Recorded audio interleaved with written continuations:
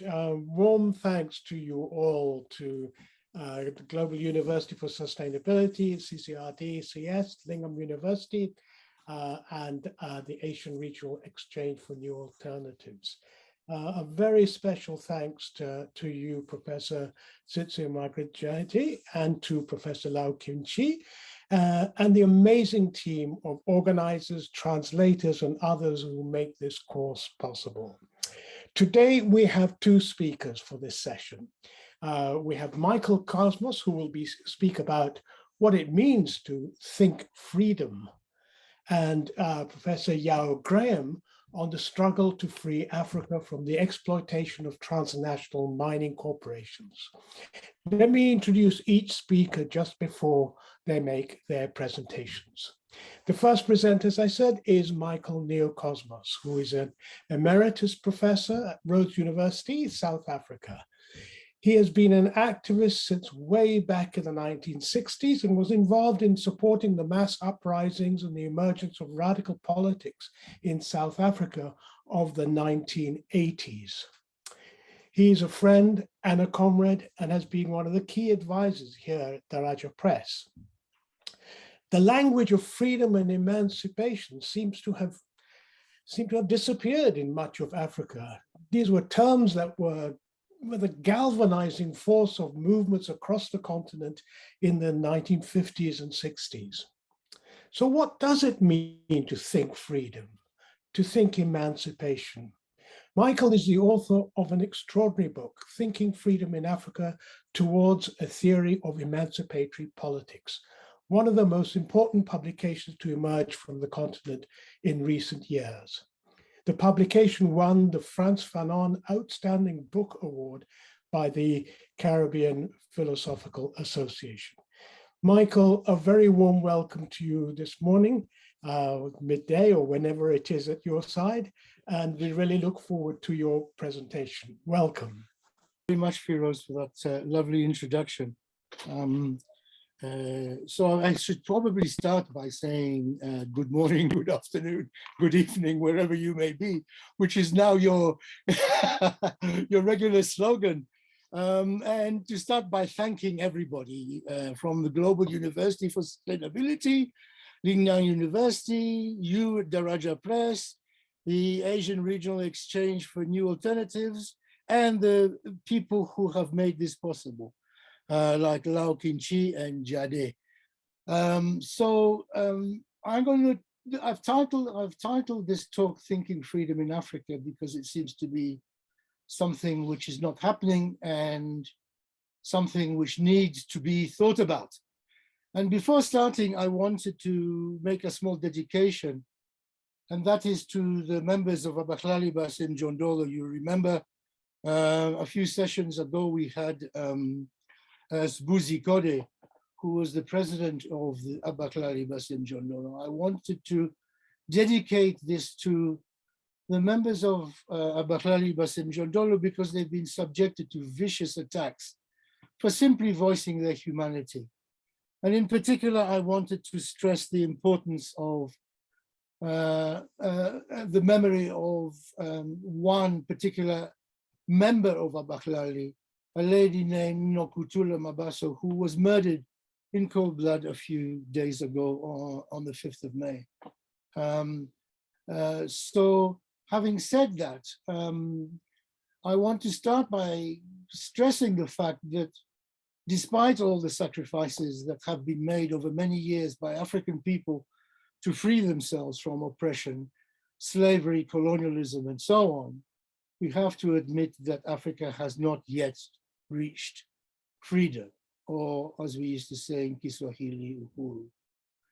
In fact, we cannot avoid stressing that the post-colonial states on the continent seem to have continued where colonialism left off, to oppress the majority of their populations who are still denied their humanity. But this oppression operates in somewhat different ways from how it worked under colonialism, especially given the introduction of representative democracy on the continent from 1980 onwards. Now, it is frequently said that the leaders of independent African countries have betrayed the struggle for freedom. and have simply identified their interests with those of their earlier oppressors to preside over a neocolonial form of state. But it seems to me that this idea of betrayal is an insufficient account. And in order to understand this new form of state with some clarity, and to also clarify what is central to a continued politics of human emancipation, in which I include freedom, equality, and human dignity, it is important to analyze this state and its new forms of oppression on the one hand, and the idioms of popular struggles of resistance to that state on the other.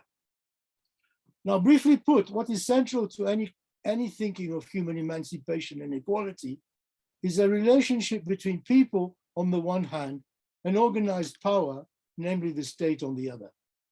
The relationship between the two has always been contentious because the state resulted from, and it itself enabled, the growth of large inequalities between people, between the wealthy who controlled it, the state power, and those who were dominated by it, the direct producers of the means of life. Today, the state in Africa is without doubt a capitalist neo-colonial state. Now, it should be made clear that the state does not simply consist of a number of institutions of power or the monopoly over the exercise of violence. Neither is it simply the administration of government. It is these things, but it is also particular kinds of subjectivities, ways of thinking, which it deploys throughout society and which people adhere to or contest, as the case may be. In most cases, popular resistance to the state, whether these are protests, rebellions, or what have you, has been studied today through the lens of social movements.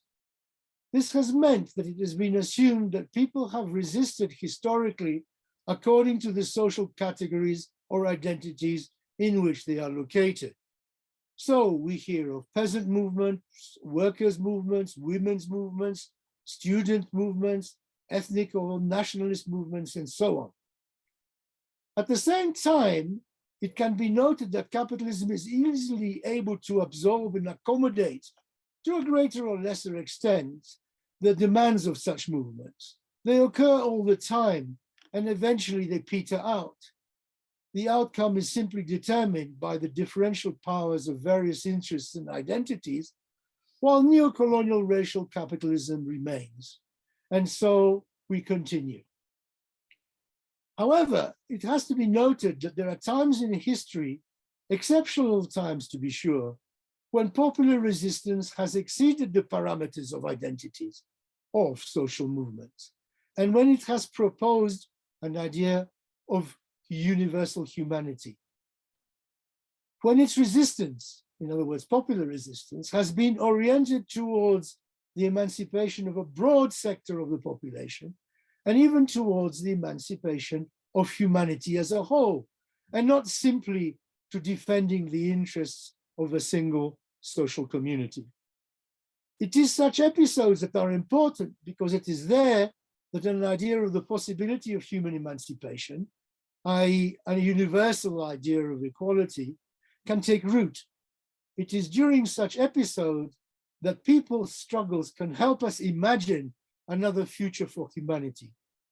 In any case, people are clearly able to think outside the parameters of their immediate social interests, although they do so, as I noted, exceptionally, in exceptional circumstances.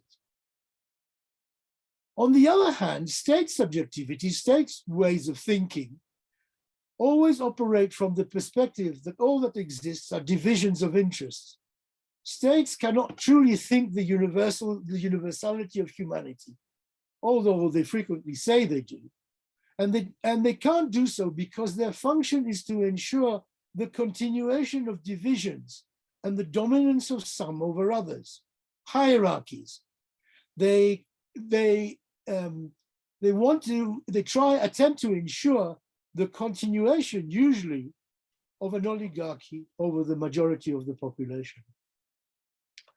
In Africa, this has also been the case, and today one major division which the state regularly emphasizes is that between indigenous people and foreigners or outsiders. In South Africa, the dominant division of domination in the recent past, under what was called the apartheid state, were based on so-called races, which are simply state inventions and impositions on the population. I therefore want to organize my talk around this relationship between state and people. I shall first illustrate some aspects of popular struggles in Africa in history, with particular emphasis on their references to universal humanity, such as, for example, Ubuntu that we saw, I think it was in our last lecture. And then I will make some brief comments on the kind of state which dominates our continent today, which I said can be termed a neo-colonial state. My concern will be to suggest a way of thinking on emancipatory politics, which is not simply identitarian, but which shows features of universal freedom for humanity as a whole. Now, in fact, it could be suggested that from the very beginning of the rise of the state, which is usually said to be between 5000 or 4000 BCE, there was resistance to it. The centralized state develops during what is probably the most far-reaching social revolution in humanity has ever experienced, namely the Neolithic Revolution, although it obviously did so unevenly. During this period, a large surplus was produced due to sedentary agriculture, and society was able to afford a class of people who didn't have to engage in direct production themselves. Now, what is important to note is that from the very beginning, state rule and popular resistance went together. In Africa, the oldest form of state is the pharaonic state in ancient Egypt that develops between 4000 and 3000 BCE. And from ancient Egypt onwards, we find historical evidence of this tense relationship between the state on the one hand and the people it rules on the other being discussed. Some of the earliest texts discussing freedom date from this time. They usually revolve around the issue of justice or injustice. Let me give an example. In a text dating from 1850 BCE, approximately, we are told the story of a peasant who goes to town to sell his goods, and on the way he is cheated by a state employee who uses his power to steal the peasant's goods. This happens in ancient Egypt, right? The tale briefly consists of 9 different petitions by the peasant to the high steward, who is the top civil servant, second only to the pharaoh or king. What is interesting in these petitions is the peasant's regular references to the Egyptian idea of mat, which was meant to govern all actions in Egyptian society. I think you have heard of this in one of our first lectures. Originating from Upper Egypt, in other words, today's Sudan, the concept of mat referred to the balance of society in harmony with nature, which required human actions to be based on justice and truth. In other words, it held that all must be treated equally and with respect within society. Mat was seen as having a divine nature and was represented by a goddess who also ensured balance in the afterlife. Jade, can you show the first slide? Now, this was a universal conception of humanity, without which it was believed there could be no life at all. Without adhering to, there she is, the goddess. Without adhering to the precepts of Mat, it was believed that the world could not be, that the world would be uninhabitable and peaceful coexistence impossible. Now, the story is that this peasant systematically criticizes Egyptian society of his day for not adhering to Mat, for being corrupt, and for high officials committing injustice.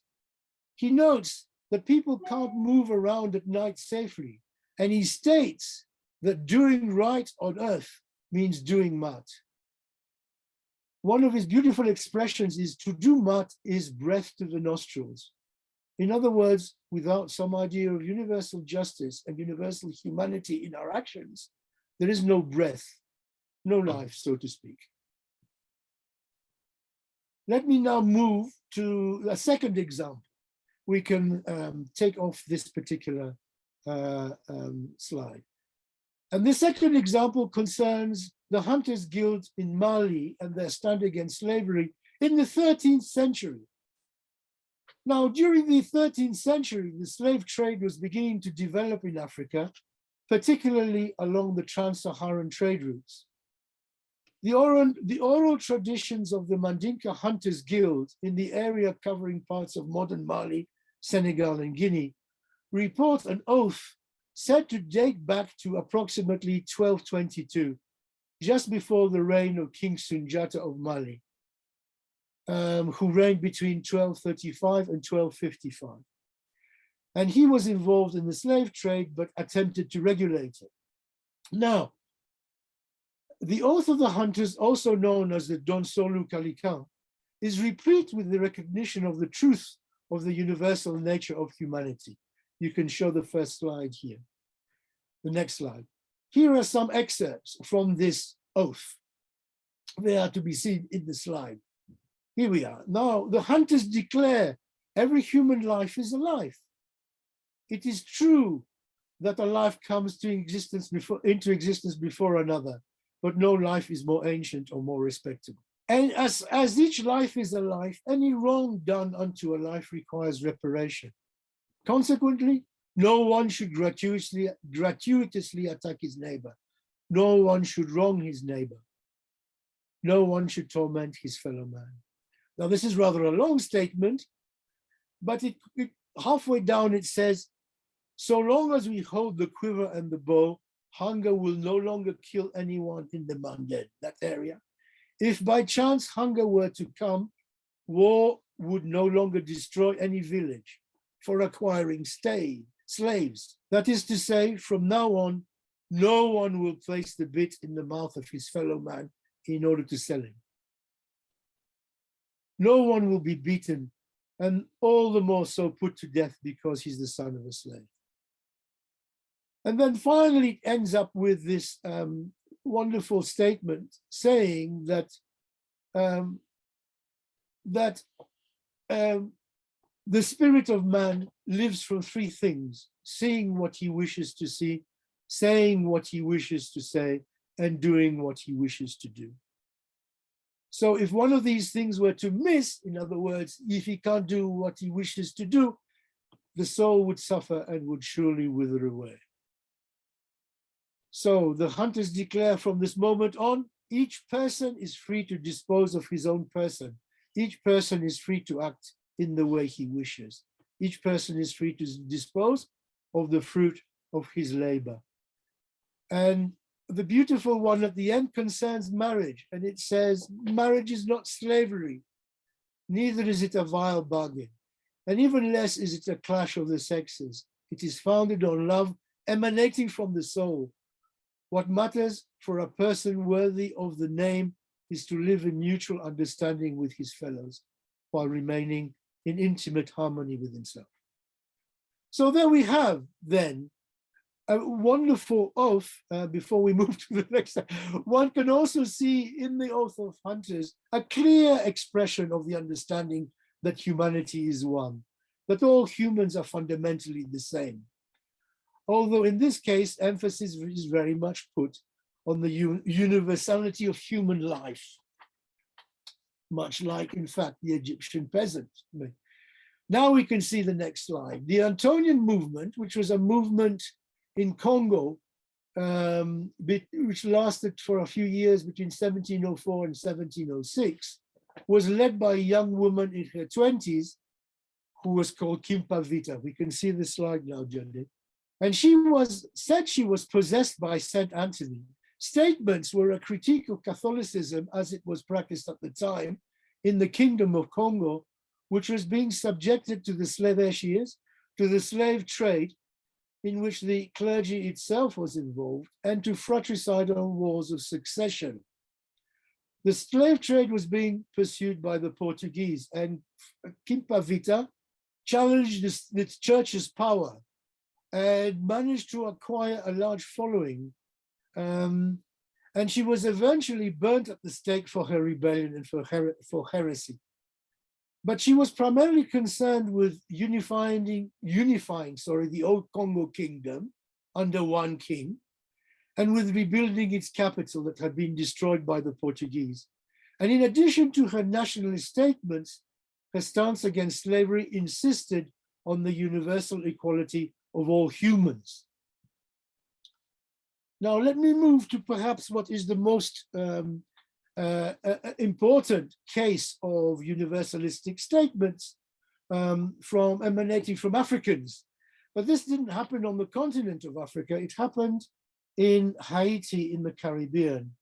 And it was perhaps the most important, and it had its importance is worldwide. And this is what is known as the Haitian Revolution, the struggle by slaves to free themselves and to found the first independent Black republic in 1804. Now, this struggle is usually associated with a successful attempt by slaves born in Africa, many of whom had learnt about warfare precisely in the civil wars of the Congo, to free themselves from slavery and to create the first independent Black republic. In doing so, they defeated the most powerful imperial armies of the time, which were Spain, England, and France, who attempted to gain control of the island and to reestablish slavery. Now, usually it is stressed that the success of this particular revolution was largely influenced by the ideas of freedom emanating from the French Revolution. Yet the masses of slaves and ex-slaves were less influenced by French ideas of freedom and much more by African conceptions of communal egalitarianism, cooperation, and mutual help. They eventually developed a society of family land cultivators who were able to successfully struggle to keep the state at a distance and to live in independent communities after Haiti achieved independence in 1804. So they successfully developed an independent and self-sufficient mode of existence that was communistic in nature long before communism occurred in Russia and China. And this form of peasant organization lasted in Haiti more or less until 1915, when the United States invaded the island and recolonized it for 20 years until 1934. Now, what's interesting is that the practices of this new communistic society, which they developed, is embedded in a particular saying, which is well known in Haiti and which goes, "Tout monde c'est monde, même si pas même monde," which simply means each person is a person, even though they are not the same person. Now, the saying clearly asserts a concept of universal humanity, as all persons are considered to be equally persons, even though they all have individual characteristics. Final example that I want to draw attention to is, of course, the national liberation struggles which took place in the 50s and 60s on the continent. Now, one can notice within these in some instances, statements emanating from the writings of those leaders who are the closest to the struggles of the popular masses. For example, Frantz Fanon in Algeria and Amilcar Cabral in Guinea-Bissau.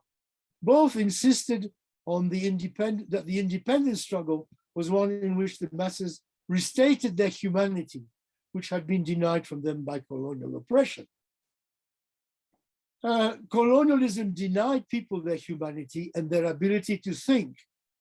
And as a result, these militant intellectuals expressed the importance of struggling for a new humanity in which all people previously oppressed could control their own destinies. So we have, for example, many statements in their writings of Fanon and Cabral. For example, Cabral notes that before being Africans, we are men, human beings who belong to the whole world. End of quote. Now, for both authors, the struggle for freedom was about recovering one's humanity, which had been denied by colonialism. And Cabral even went so far as to understand that there seemingly was a connection between the absence of such an idea of universal humanity as the guiding principle of independent states and the failure of independence, when he remarks, quote, "The nature of the state created after independence is perhaps the secret of the failure of African independence." So to conclude this first section, what can we say? The idea of the universally human has been central to those exceptional collective struggles in Africa, which because of this characteristic can be called genuinely emancipatory.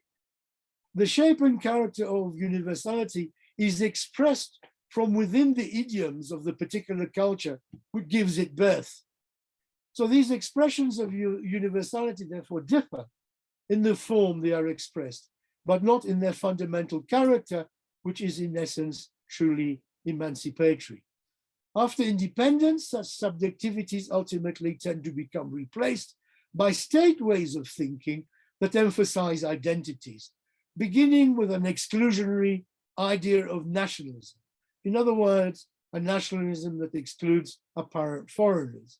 It is this process that forms the condition for what is said to be the betrayal of those who inherit power at independence. And it seems to me that it's the insistence of prioritizing the interests of identities, which is ultimately what undermines any idea of universality or Ubuntu and destroys the struggle for human emancipation and freedom. Let me now turn to the second section of my talk, in which I wish to attempt to initiate. There's not much more time than simply an initiation.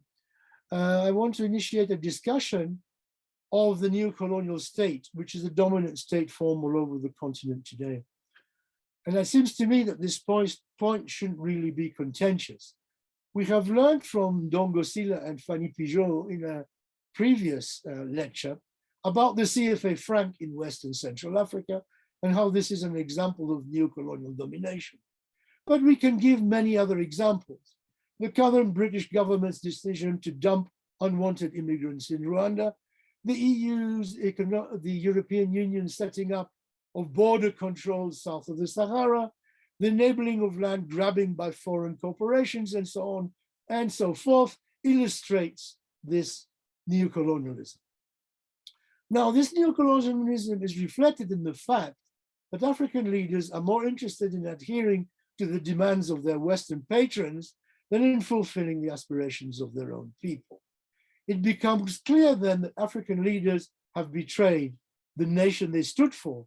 And we can see a number of movements, for example, in North Africa in 2011 and in Sudan today, that stress precisely that it is they, the people, who constitute the nation and not their supposed leaders. The question then it seems to me is, why is it that these leaders are regularly returned to power? If they do not represent the majority of their people, how is it that they can attain power? Of course, money, Western financial support, and economic blackmail are important reasons, but I think we need to go a little deeper into this question. Let me first say a few words about the colonial state in Africa and the early post-colonial period. Now, it should be recalled that what is fundamental to colonial domination or colonial rule, it's the same thing, is the fact that the colonial state only had a small number of state personnel, although a very powerful set of institutions. Its main problem was how to establish control over vast populations that could rebel at any time. Fundamentally, the colonial state always had to be on guard and considered its subject population as an enemy or a potential enemy. In Africa, the British colonial power, after having destroyed resistance through warfare, hit on the idea of so-called indirect rule, namely controlling the overwhelmingly rural population of Africa through the use of distorted tradition and the collaboration, whether voluntary or not, of authorities which had legitimacy among the population and whose power the colonial state increased, whose power over the population, the colonial state increased. Similar policies were followed eventually by the French, but less successfully the Portuguese. The urban colonized population is a small minority, but it is from this small group that the future leaders emerged. This is all pretty well known. In the run-up to independence after the Second World War, the colonial state attempted to ensure that the inheritors of state power were friendly to Western capitalism. There were several exceptions, of course, but by and large, even if critical of Western domination, emancipation, when a stated objective, was considered achievable only through state policy, particularly through national development. State-led development was meant to achieve economic independence after political independence had been achieved. Unfortunately, as we know, this is not what happened. Development gradually became dependent on Western donor aid, and given that it was deployed through access to state power, easily became a source of plunder, but never accumulation in any serious sense, as the proceeds were never reinvested in the national economy. Western financial domination, either from Western states, Western-controlled international institutions, World Bank, IMF, and so on, or NGOs, combined with local power to disable a national project into one where only a small oligarchy in power benefited. This led to widespread rebellions in the early 1980s, which happened to coincide with changes in the world economy and its move away from state intervention in the economy to the so-called freeing of market forces known today as neoliberalism. It is during this period that the West shifted from emphasizing development to emphasizing democracy, the latter being understood as representative democracy, of course, not popular democracy in any sense. So-called democratic reforms were frequently demanded as conditions for continued economic aid. These were termed, of course, conditionalities. Democracy has since then remained the core hegemonic ideological condition of Western neo-colonial domination in Africa. Now, I want to begin by asking two fundamental questions here. One, what kind of state was built at independence? And two, how does that state reproduce its rule or its domination over society today, including how can it pretend to be democratic while ruling, usually the majority of its population, through the deployment of extreme violence? After all, under a democratic system, it is supposed to be the people who rule. Of course, there are clear variations, and I'll only be speaking the most general terms. My friend, Professor Ernest Wamba-Diawamba, who passed away and joined the ancestors in 2020, has argued that the state which was set up in Africa after independence was not rooted in African cultures and traditions. He maintains that the state, quote, that the state has not developed organically with the African social body, rooted in and imbued with African traditions and cultures, end of quote. It was, he says, and this is his expression, grafted onto the existing colonial state, and as a result, it was never a state with which African people could identify.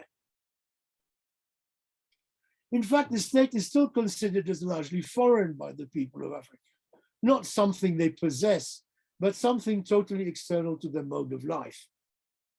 The so-called democratic changes to the state that were instituted in the 1980s continued in this vein.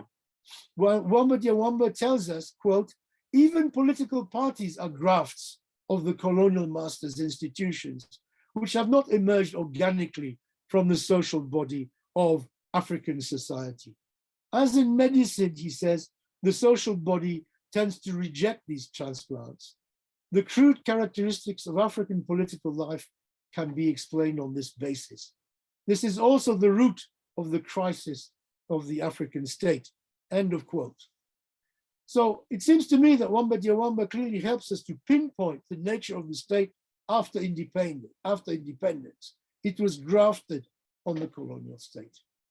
At the same time, increased demographic changes, such as rural-urban migrations, the growth of the middle class, I should say an urban middle class, have enabled transformations in the manner the state now rules over its population. It has continued with colonial forms of repression while providing concessions to a growing middle class in the form of rights and liberal democratic processes. Reasonably regular multi-party elections under Western surveillance, constitutions which provide rights to citizens, a separation of powers, and so on. By and large, the post-independence oligarchies have been able to continue in power under the post-1980 liberal democratic dispensation. So the question is, how does the state rule today? How can it be considered both democratic and neo-colonial at the same time?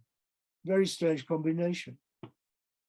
Now, the answers to these questions are, broadly speaking, to be found in the fact that the state is able to rule different sectors of its population in distinct ways, thus creating different subjective ideological, in other words, compartments, domains or spheres in which state politics is deployed differentially on people and within which people react in different ways. Let me try to explain what I mean here. First of all, let me talk a bit about democracy, civil society, and the domain of human rights. It is important first to remind ourselves that so-called civil society is indeed a society. It is not, as liberal discourse imagines, a number of NGOs and social organizations or social movements, for these have to be legitimized by state power. They usually have to register with the constitution and so on. There are indeed collective organizations which do not possess this state recognition and therefore exist outside civil society, most obviously rebel groups. Now, civil society then must be understood as a domain of state political activity within which citizens have the right to rights. It is here that constitutionalism acts in people's interests, as when it exists, it protects citizens' rights. The rights-bearing citizen has the rights of a property owner in the sense that she or he can right the wrongs done to him, her, within a judicial system and is consequently treated with respect by state institutions and apparatuses. For example, the police usually require a court order before gaining access to one's private property. They only engage in violence as a last resort. Within this domain of civil society, then, the state rules through providing a section of the people with the right to have rights. Now, this expression comes from the work of Hannah Arendt, some of you may know, who notes the following, quote, "The right to have rights, or the right of every individual to belong to humanity, should be guaranteed by humanity itself." She continues, "It is by no means certain whether this is possible." End of quote. Now, this domain of politics, civil society, like that of a public sphere, is overwhelmingly inhabited by an urban middle class, although not exclusively so. It is this section of the population which is usually committed to representative democracy and market liberalism, as it espouses liberal political and economic norms. It has international connections and frequently lives within so-called gated communities far from the problems of poverty. These people are linked to the market as consumers, and such relations largely define them. The hegemonic political discourse here in this domain is one which has bought into Western liberal notions and the language of political parties, elections, human rights, and so on. It is therefore interesting to note that sections of the middle class seemed to have been supportive of the recent coup in Mali because of its nationalist orientation, although the complexities of this situation deserve greater analysis than it is possible for me to provide here. Now, debates within this domain and its public sphere usually concern predominantly the question of human rights, the existence of rights, the undermining of rights, the defense of human rights. Contestation espouses a discourse of rights and competition, while corruption, though endemic to the system, is frequently seen as a problem. as it undermines the rights of citizens. At best, corruption is said to be only manageable, but can never be completely uprooted. In sum, then, what can be called the state mode of rule in the domain of civil society is premised on the fact that it rules full-blown citizens who have the right to propose and defend their rights. State violence is deployed as a last resort only, and relations between the state and the people are generally peaceful. Western arbiters of democracy can point to this domain as an indication of the supposedly democratic nature of the state or society, while Western interests are able to operate with the various degrees of freedom. The biggest threat to Western interests in this arena would be a coherent nationalist anti-colonial politics. Okay, let me now move to a distinct domain of state rule, which I call uncivil society. So another domain of politics, which also tends to be primarily urban, can be described as uncivil society. This is not because here politics is uncivilized, but because in this domain, people are not considered to be full citizens in the sense that they do not have the right to rights, inherent sense. So I want to be clear here. It is not that people do not possess state-determined rights, but rather that they are not considered as having the right to such rights, which are systematically unenforced by the state. What this means is that the mode of rule takes different forms, and the hegemonic discourse regarding what are considered problems and appropriate political solutions vary radically from civil society. Here, violence is deployed by the state frequently as a first resort. Police do not demand polite entry into your house with a court order. They simply kick the door down. People are not treated with respect and are subjected routinely to state violence, with the result that they frequently respond in the same manner, which ultimately contributes to the creation of a culture of violence. Violence is considered in public discourse as a legitimate way of resolving differences and contradictions. In countries such as South Africa, Kenya, Nigeria, Angola, and many others, violence is regularly directed towards those who are considered foreign or ethnic outsiders, a fact which is clearly premised on an indigenous conception of the nation. As a result of endemic social crises, violence against weaker sectors of the people, such as women and children, can become prevalent.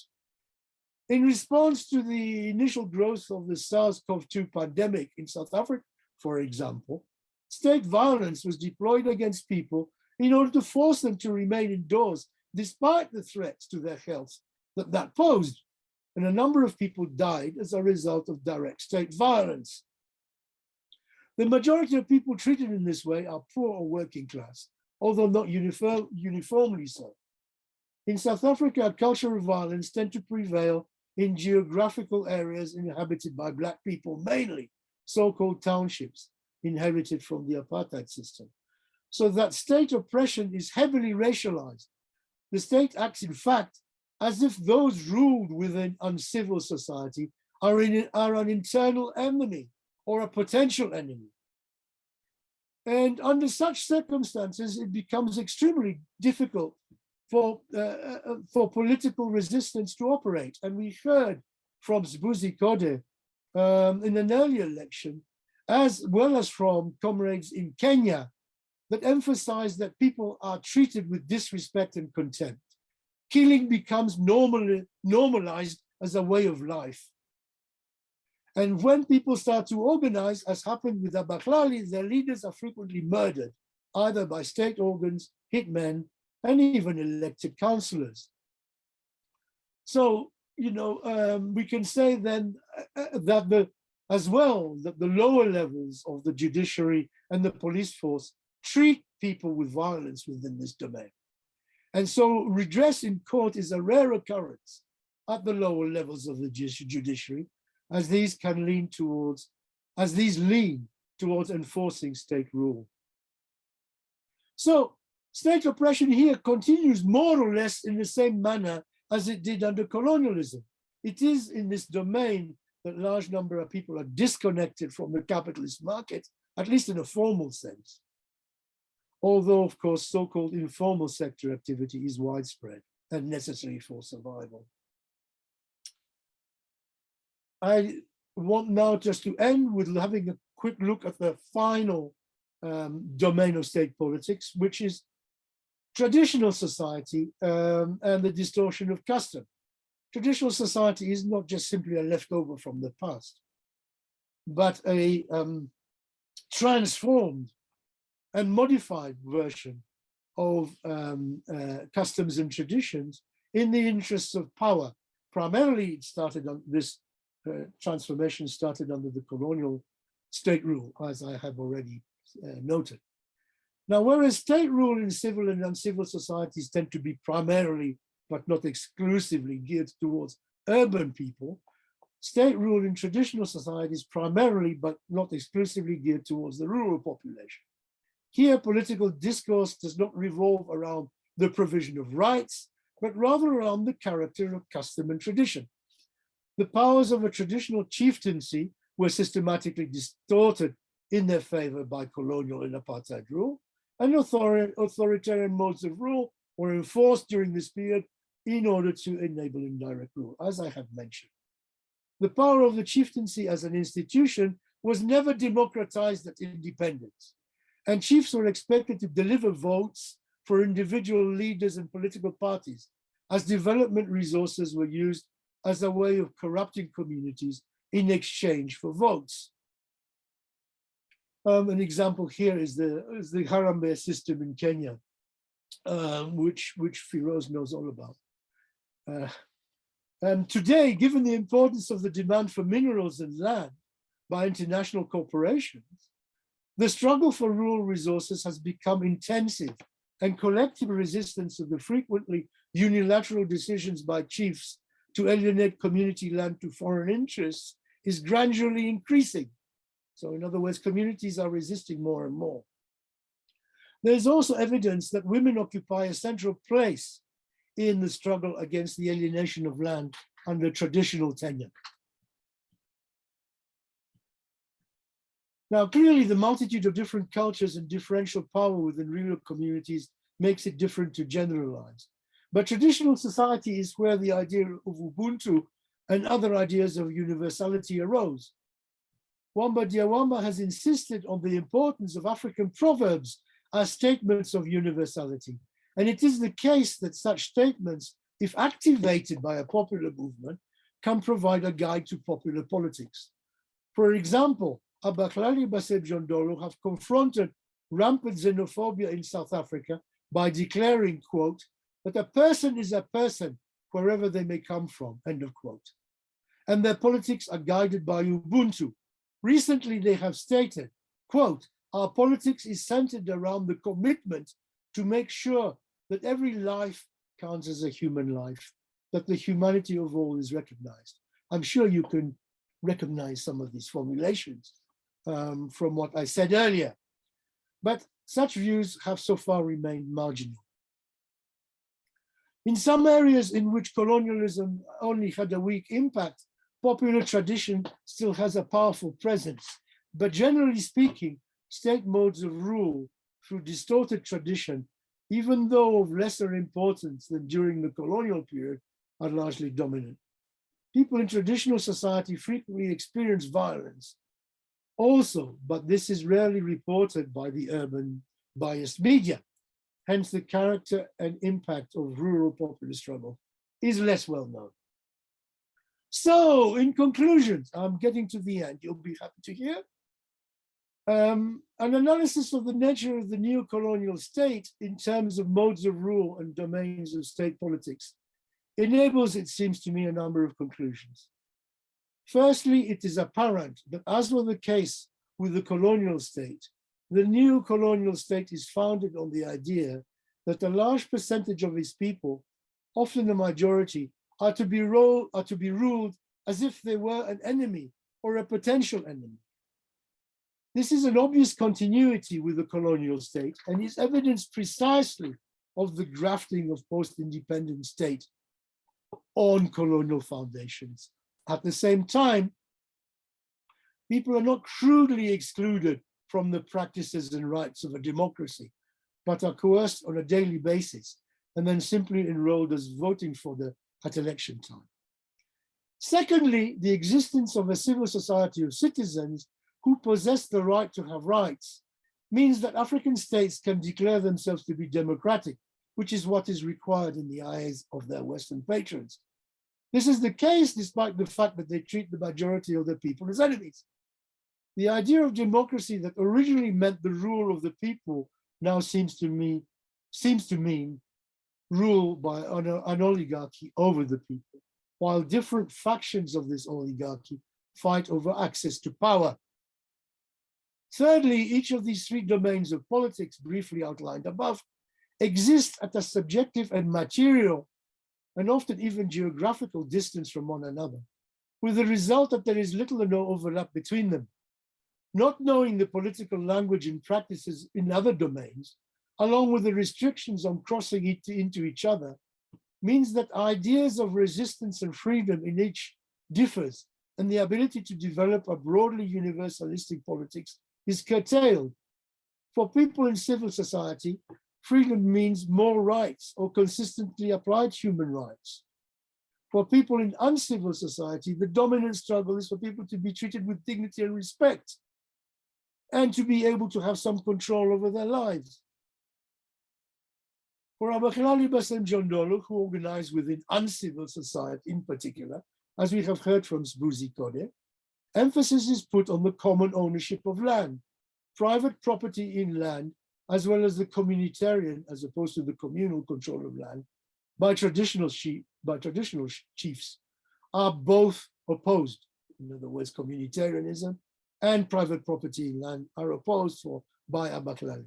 Land occupations of vacant and unused land are run democratically, and rents are not charged, a fact which operates against the interests of those who wish to make money from transforming unused land into privatized property. In traditional society, as in uncivil society, the idea of freedom is for people to be able to access land, irrespective of gender or ethnic differences. Although in the former case, traditional chiefs, in other words, traditional society, traditional chiefs still retain authority. The issue which arises there is the struggle over the legitimacy of such traditional leaders. A traditional formulation of this legitimacy is the common proverb, which is common in Southern Africa: a chief is a chief by his people. Now, experiencing different modes of life and ideas regarding the nature of contradictions and their resolution means that it is at present difficult for a national anti-colonial and emancipatory movement to develop. Struggles within each domain differ, so long as they remain within state subjectivities and fail to develop more universal conceptions of politics. This is the core problem with social movements. They are limited both by their social location in an identity, as well as by the political divisions of state rule. Clearly, what can be termed the dominant contradiction is still the opposition between the people and neocolonialism. Hence, an anti-colonial stance is still at the core of an emancipatory politics on the African continent. But in order for this to be understood, it is important to engage in an analysis of both the state and popular movements so as to begin to overcome the divisions enforced by state politics. Thank you very much. Michael, really terrific. And it's reflected in both the quantity and quality of questions that are being posed. Let me start with one that I have to begin with, and we'll then move to the other questions. You may recall when we were talking to Michere Gitaimugo about Ubuntu, we talked about the restoring our humanity is necessary by asserting her story, a story so long ignored, silenced, and erased. And I just wonder, in many of the examples that you quoted, especially from our history, the term man is used. I mean, presumably referring to humans, but the question arises, when does the concept of universalist humanity explicitly include women? In other words, it can't be universalist if it only essentially refers to the practices of men. And I wonder if you'd like to comment on that. Let me stop there to give you a chance, and then I'll take you to the other questions.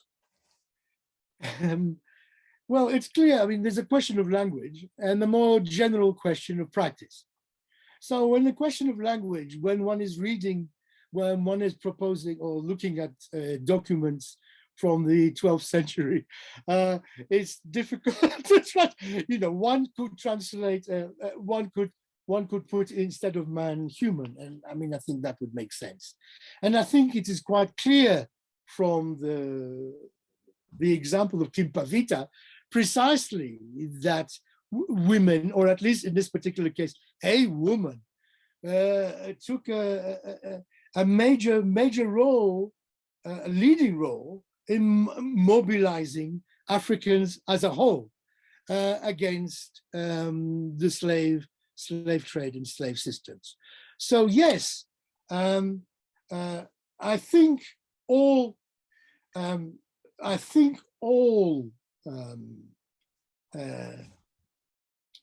attempts to think an emancipatory future have to begin from the excluded, whether it is women, and particularly I want to stress poor women and not just middle-class women, which tends to be the emphasis very frequently in political discourse these days, so that an idea of emancipation is informed by what people themselves who are oppressed are saying, whether it is, you know, the poor, women, or whatever.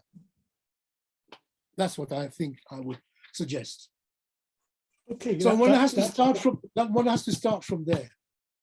Indeed. Yeah. And it's perhaps a topic we'll come back to a little later on. Just quickly, there are four quite important questions. One refers to that you're referring to the Haitian saying each person is a person, though we're not the same person. And the question is, how do they see the relationship between humans and nature? And there comes that we had learned in Latin American lectures that in Peru, with the indigenous communities, even maize or wind are seen as persons. The next one is you talked about African communitarianism, which precedes the European versions of communism. Can you say a little bit more about this philosophy and its practice? There's a question about how to explain the colonial state in Africa's support, how the colonial state in Africa support foreign and indigenous interest blocks. Could you repeat that last one? How yes, does that? no, let me read it explicitly. Could you please explain how the colonial states in Africa support foreign and indigenous interest blocks? I mean, I presume it means that, Neo-colonial state. It's neo-colonial yes, state. Indeed. And then the final one is, do you think the traditions and customs can find a more solid base in rural communities, or are they also eroded and corrupted as in urban politics? And I think certainly in Kenya, you see that happening in rural as well as in urban. But over to you. I think these are very interesting questions. Okay, let me just maybe I should start with the end and work backwards. I think I think, look, I think tradition is never given. It is always transformed. It is always in the process of evolution and change. So that the tradition the traditions we see today have to be put in inverted commas. In other words, they're not just simply a leftover from the past. They've been systematically transformed. And they are transformed as a result of a number of struggles from different people from different interest groups. So, the power has attempted to transform, frequently quite successfully, tradition in a way that gives it more power. In other words, the democratic features that existed in African societies in pre-colonial times no longer exist, or are much, much weaker. So that community participation has in the making of community decisions has largely declined over a period of time. And this has continued. This has continued with in the post-colonial period, although it had started during the colonial period. So, so tradition is not just simply corrupted; they are transformed into something else. They have been they were systematically distorted as a matter of state policy during the colonial period. That's for sure. The British colonial state, yeah, went completely out of its way to legislate about tradition and to transform it in a way which was in its own interest as a state, but in the interest of the local chieftaincy, because it depended on that chieftaincy to be able to rule. And the relations between men and women were also transformed. Okay? In a manner which emphasized much more patriarchal relations than was the case before. So it happened, it's not as if tradition, which is originally rural, gets corrupted in urban areas, you know, when it makes the transition to urban areas. It is systematically fought over all the time. So that's the first thing. I think this idea, Haiti is a very, very interesting case. So what happens is that after independence in Haiti, which takes place in 1804, the ex-slaves take it upon themselves, because land is available, to set up family parcels of land, and to achieve a certain degree, quite a large degree, of economic independence.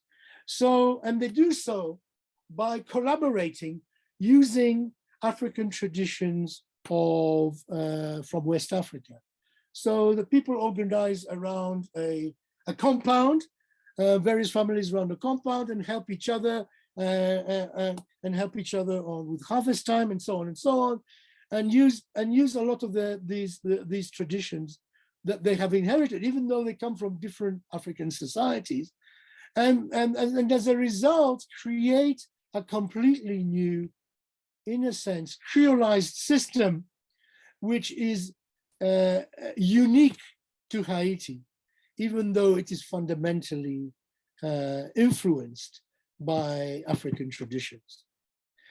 They set up their own markets, they have their own religion, they keep independently from the state. And they therefore are obliged, and I think in Voodoo religion, nature is taken very, very seriously.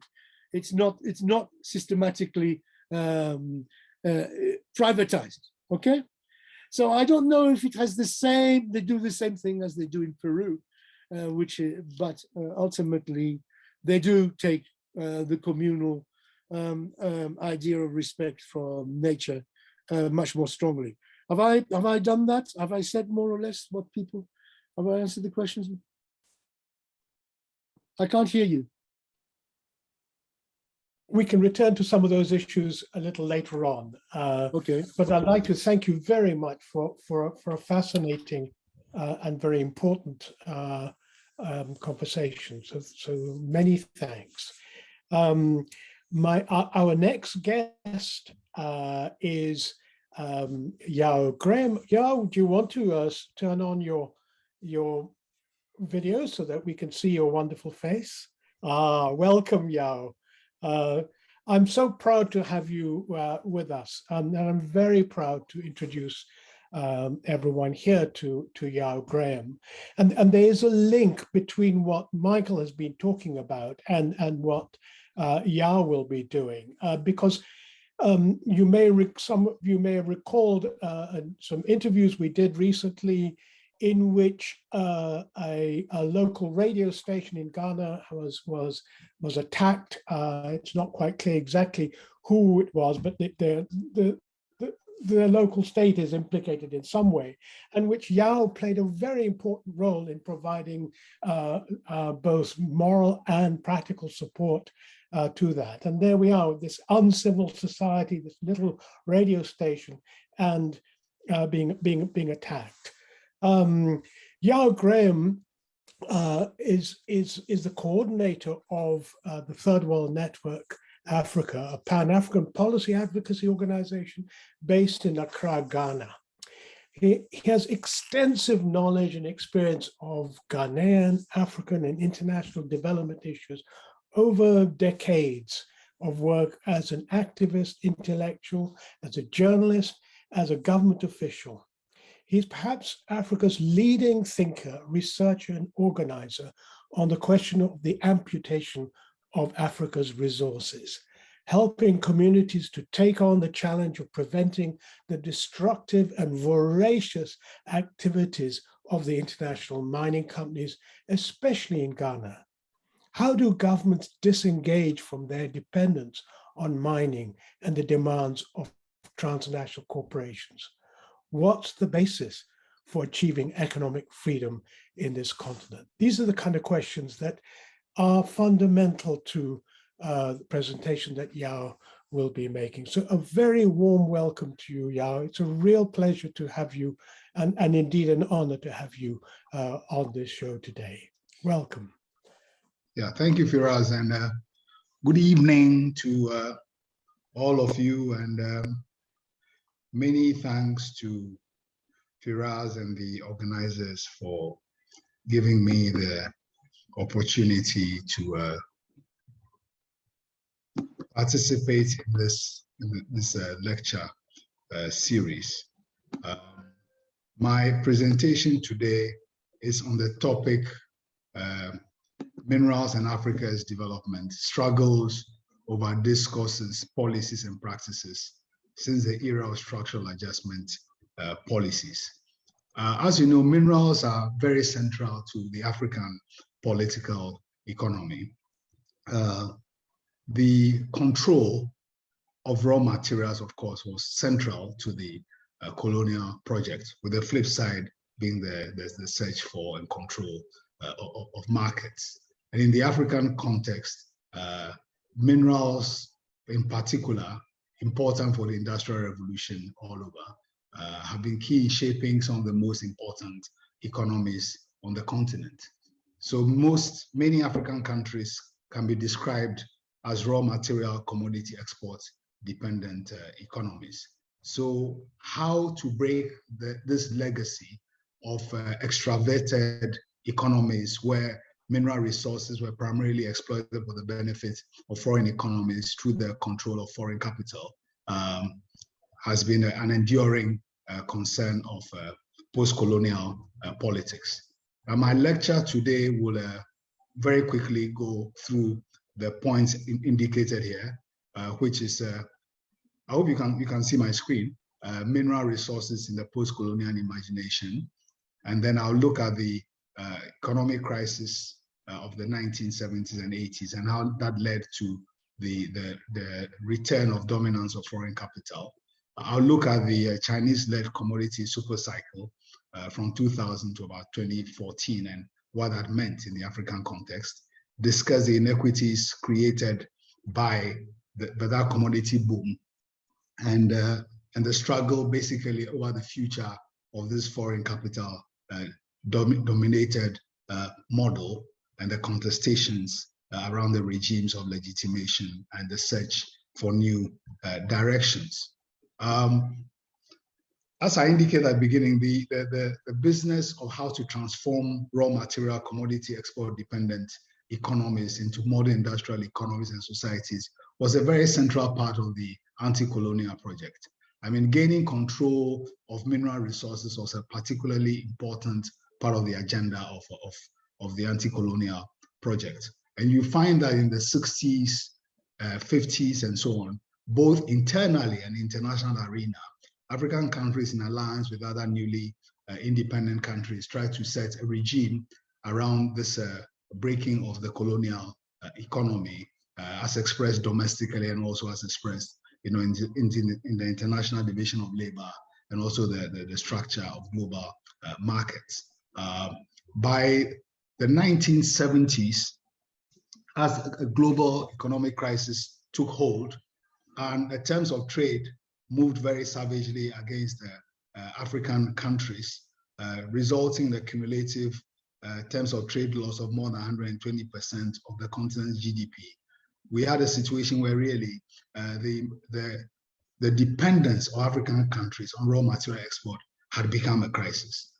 So the period of the 1970s and 80s, which many describe as a period of a lost decade, which many liberal analysts blame on African corruption and economic mismanagement. Actually, at the heart of that decline was the legacy of colonially structured economies. So that once commodity prices went down, the continent went into a tailspin. And this graph here indicates what, as you can see, the ways in which the mineral economy, the raw material export prices, were in the 60s right through to the 80s. Now, in the 80s, as we know, the World Bank and IMF basically took control of economic policy in Africa and in many parts of the global South. And in mineral exporting African countries, one of the key things that happened was that the post-colonial effort by governments to take over the mineral economy by nationalizing minerals, nationalizing foreign companies, creating state-owned enterprises, and so on. Structural adjustment reversed these policies and basically took the continent back to a regime very similar to the colonial period. There's a document from the World Bank which contains some choice quotations which summarize what that project was about.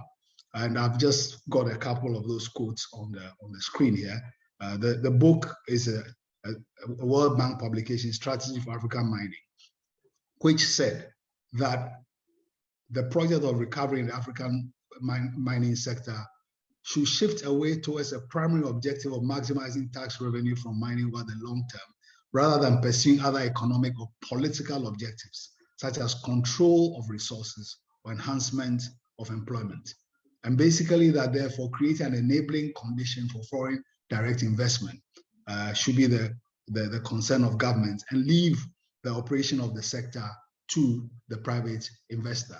I mean, this of course is a reference to the previous practice where state-owned enterprises were the dominant actors in the economy. And this was going to be backed up by donor intervention, which will facilitate this project by minimizing investor risks and project risk, and also country risk for the private investor. When they talk about the private investor, of course, they are not talking about just any investor. They are talking about foreign investors, because Africans were not investors in most countries. They don't have the size of capital and were not deemed to be legitimate actors in the large scale mining sector. So this set in motion really a process where more than 13 African countries liberalized their mining laws. Ghana was a pioneering one in 1986. The processes involved state withdrawal from production and privatization of state-owned enterprises in the mining sector, and a raft of policies meant to incentivize, foreign investment, tax exemptions, no taxes on imports of goods, low royalty rates, stability agreements, which froze fiscal terms, the freedom to retain all your earnings abroad, no restrictions on what you could buy from as inputs. Of course, the sum effect of this was that the promise of revenue as a primary benefit really became very circumscribed. And most countries, the revenue they got from mining came primarily from royalties, which is fixed independent of whether a company is making profit or not. The current debate about illicit financial flows is very critically linked to the experience of African countries, where mining companies found mechanisms for transfer pricing and salting resources out of the country, meaning that the exploitation of what were nominally publicly owned resources, but through the concessions that companies got de facto were denationalized and became private assets that these companies controlled and used as they liked.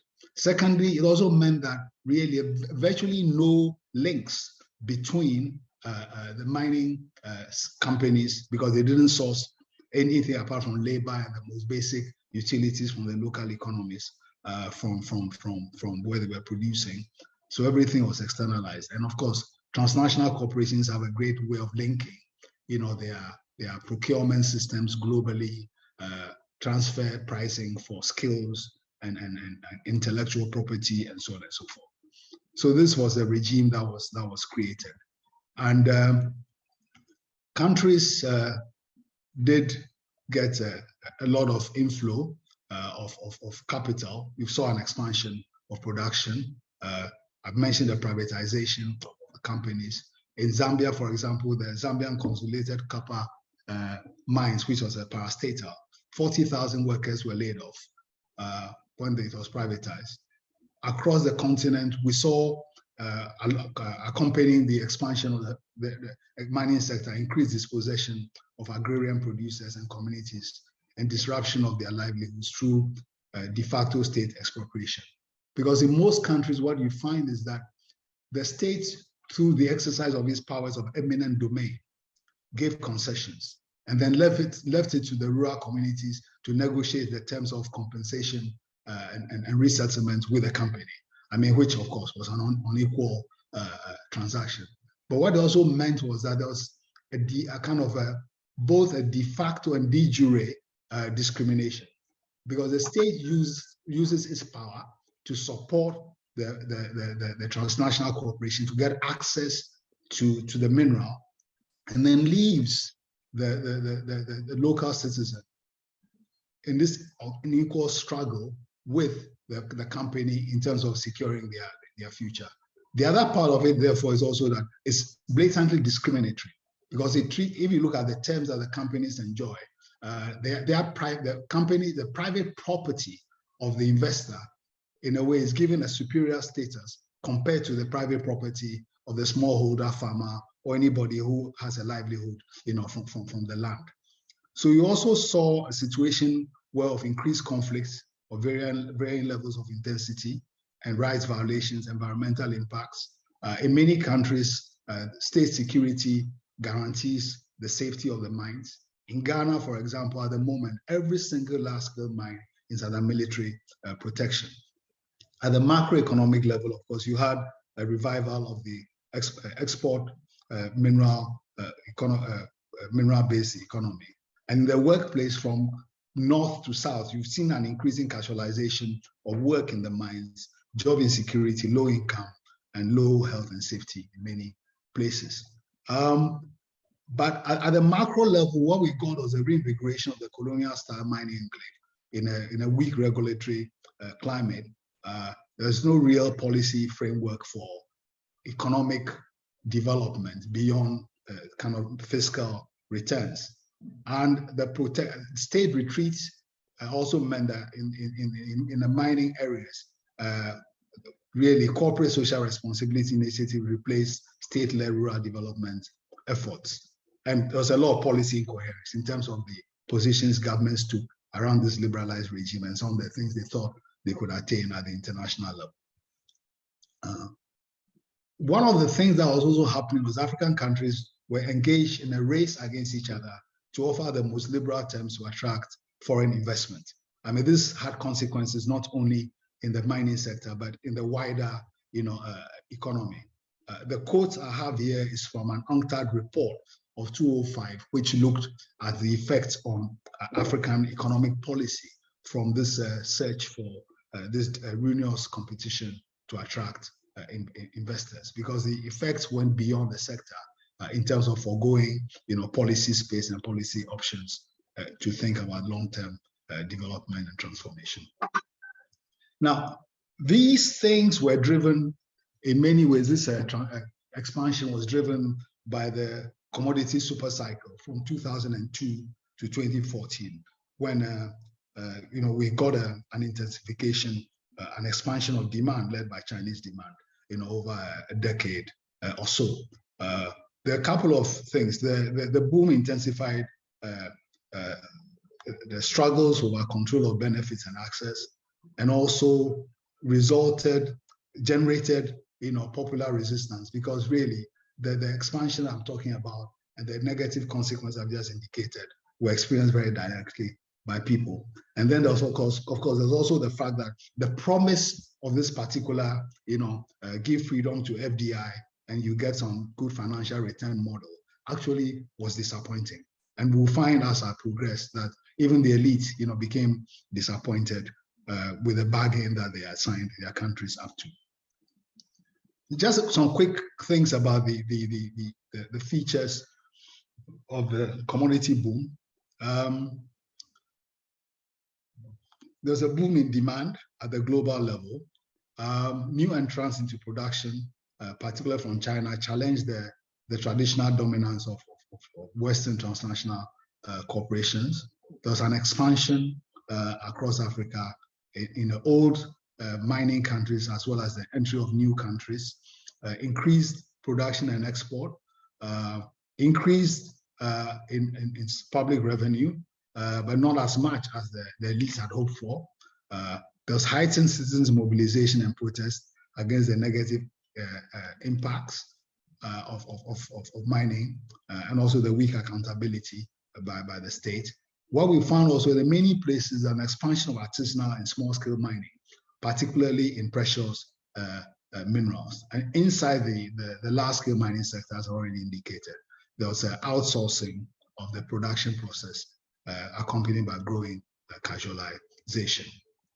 This graph gives you an idea about the way in which mineral prices moved. If you look, for example, in the period up to 1970, you find the ways. This gives you an idea about the boom that took place from 2000 onwards, near the end of the graph.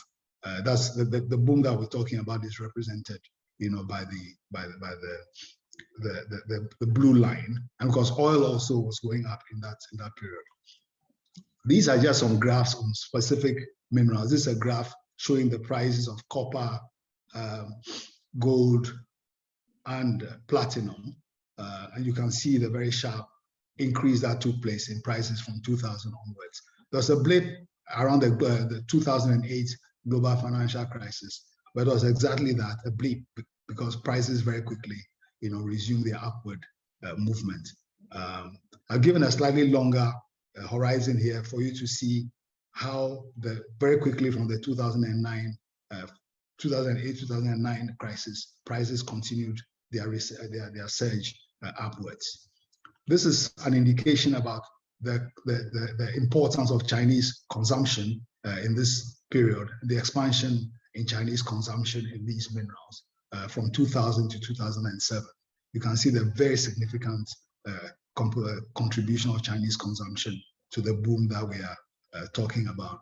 This table also gives an indication about Chinese share of global consumption of these minerals in the decade up to 2020. And these, of course, a lot of these things came back into the global economy as exports. But the important thing is that China's role now as industrial center of the world was indicated in its consumption of minerals.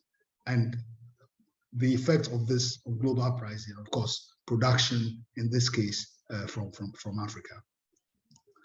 Here I'm offering some indication of the China's presence, the sectoral distribution of Chinese foreign direct investment in Africa as of 2015. And you see that the mining sector was an important component of that. But interestingly, if you compare that to the United States, the bulk of US FDI in Africa was in extractives, oil and minerals.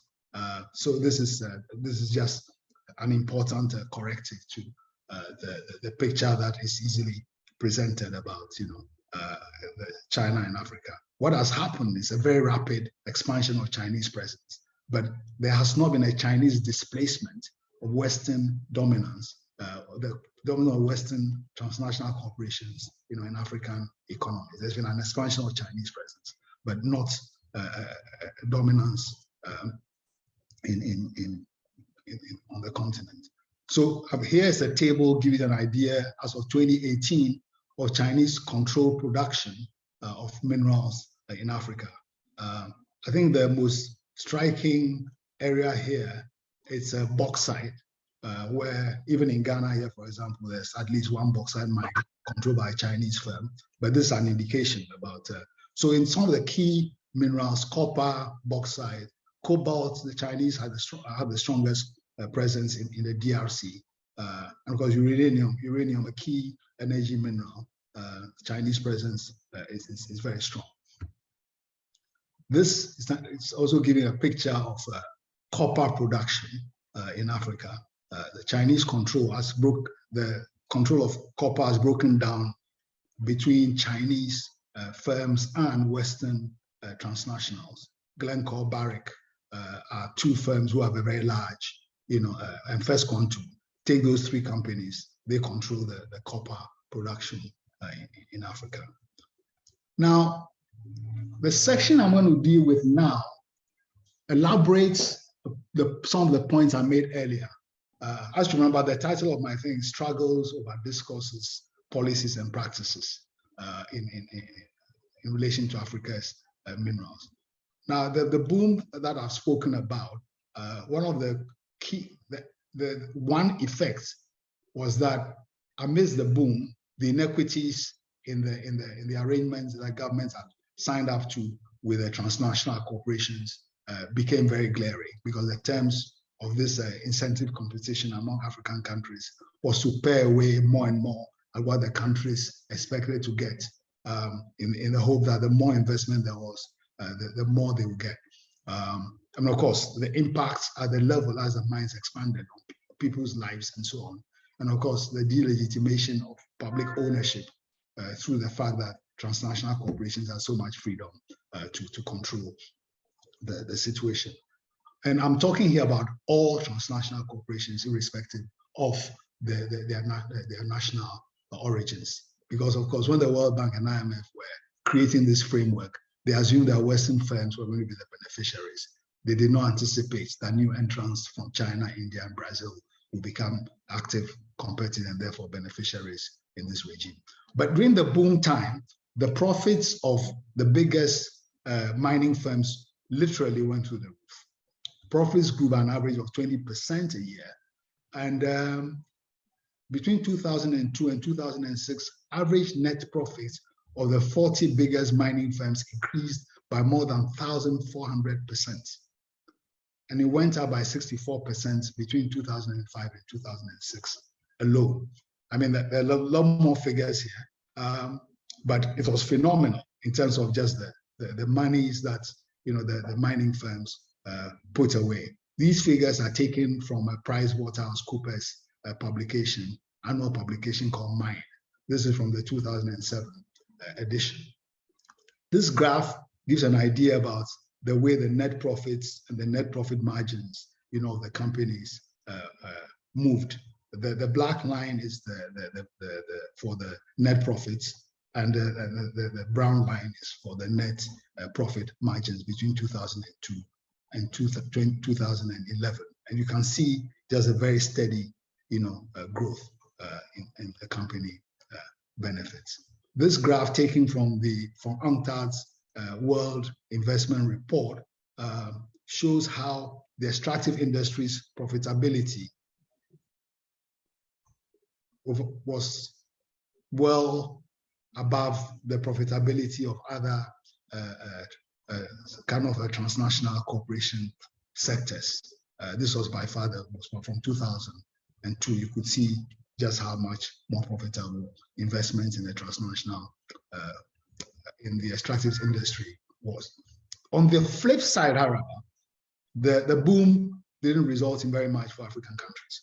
If we focus on the expectation that revenue was going to be the main benefit, the terms of the privatizations and the investment frameworks were bad. The most extreme example which I've used here was Zambia. Copper is has been consistently one of the best performing minerals since the boom. And in fact, in recent times, with the increasing interest in green energy and kind of renewable energy, copper is going to do even better. Now, between 2004 and 2008, the price of copper went from 1,800 to over $8,000 a ton.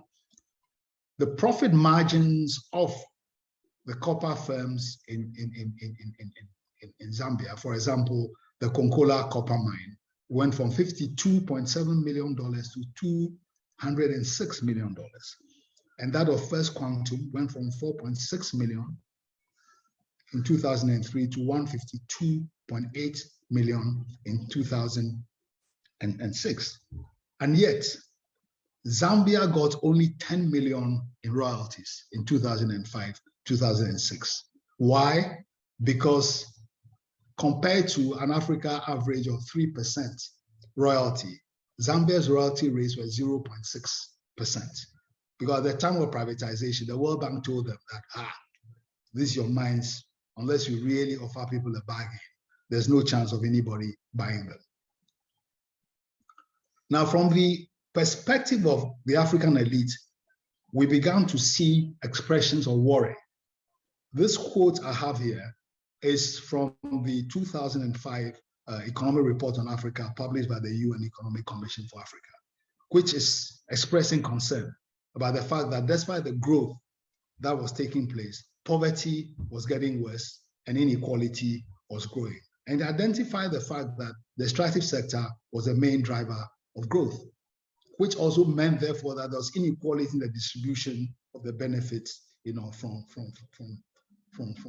the growth. And this is something that is repeated in a number of, publications around the period.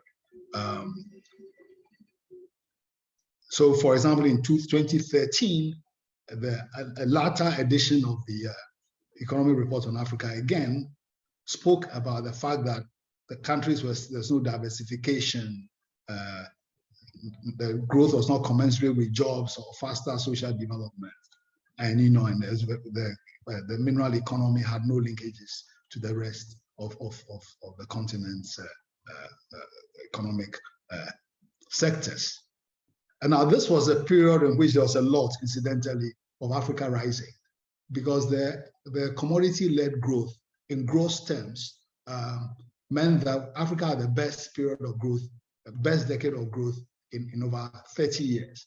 But the gross growth, of course, hid the reality about the distribution, because if you produce minerals, that is recorded against your production. But given the huge extraction through profits, through retention of earnings abroad, through transfer pricing, and so on and so forth, very little of those resources actually accrued, to African economies. And since revenue was meant to be the main thing, once these things were not available, and there was very little economic benefit apart from maybe the wages and the purchases of some utilities and so on, there was very little economic benefit, coming to the continent. So UNCTAD found, for example, that what should have been windfall gains for developing countries were upset by increased profit remittances by transnational corporations. And also, studies found that mining taxation regimes were regressive, with government share of mining revenues falling as the profitability of operations rose. This is just a table showing the relative kind of inequities between mineral exporting countries and oil exporting countries. You find that because of the kind of the governance, the investment regime around oil being much more beneficial to developing countries, the effect, the terms of trade effect was that the net impact in the case of oil was much higher than in the case of hard minerals. So with all this thing going on, of course, you have a mining investment regime very beneficial, dominated by transnational corporations and FDI from other countries. From the very go, the home countries and allied institutions of the TNCs were very concerned to create a regime of legitimacy, not simply in terms of investment regime, but also kind of a hegemonic kind of discourses, ideologies to reinforce the dominance in the economic sphere of these companies. What we found was from the very beginning an interest in setting up what one African scholar has called externally imposed regimes of restraint, basically governance and accountability mechanisms through which African countries were tied into schemes, of externally controlled oversight of the regimes. Now, primarily these were driven by concerns among the donors and consuming countries to ensure the social license for the raw material export model and the continuity of supplies from producing societies and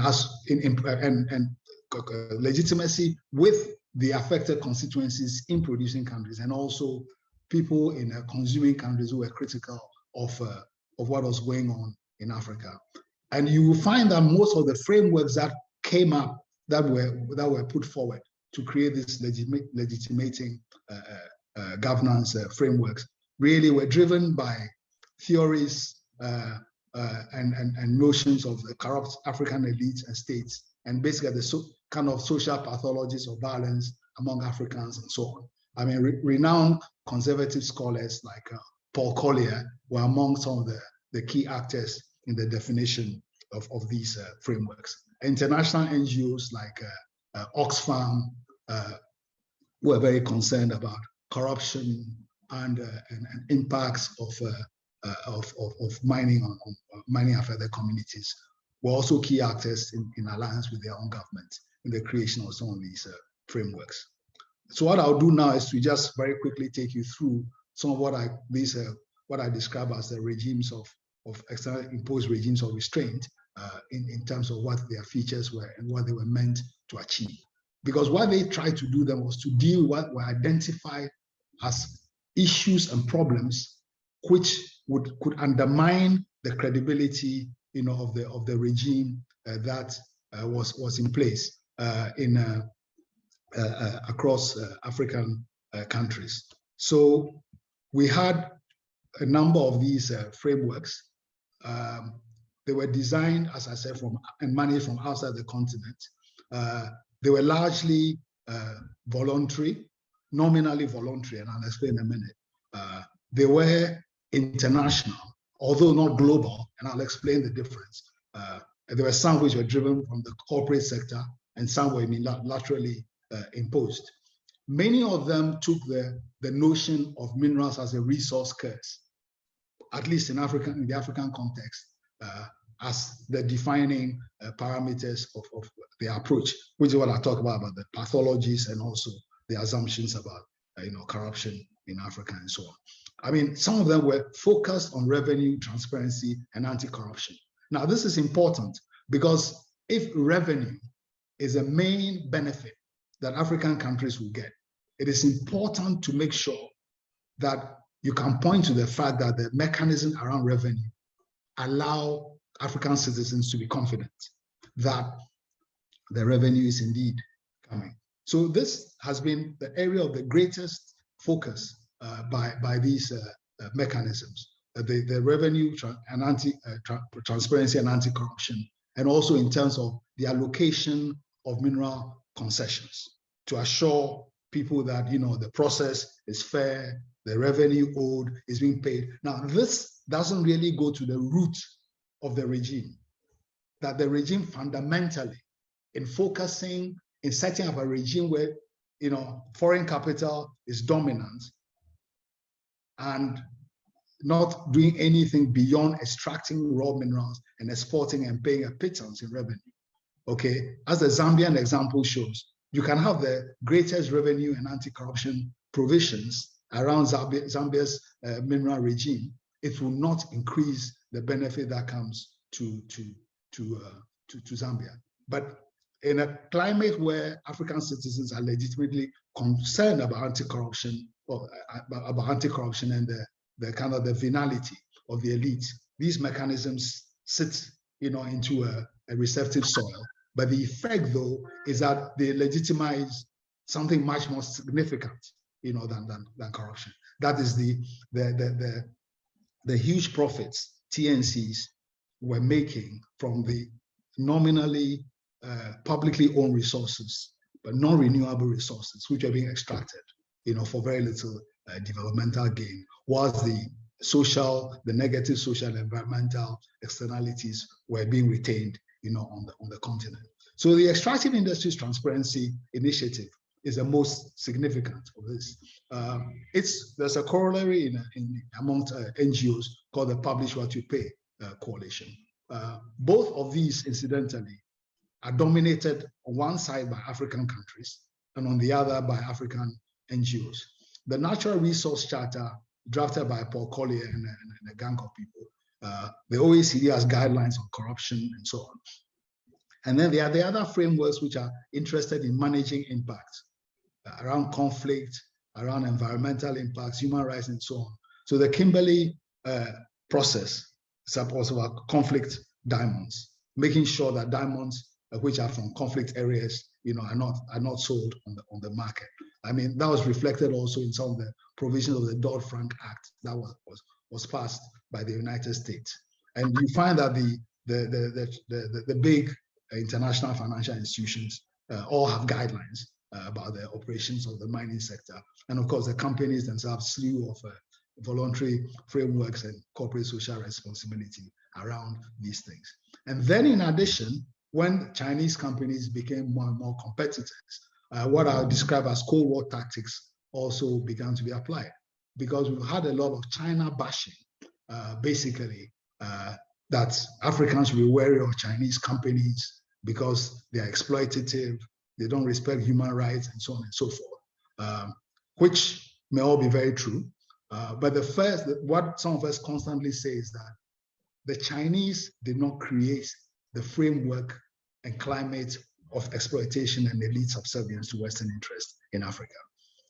The Chinese companies have come into and are benefiting from the low standards that historically were created by structural adjustment and these frameworks.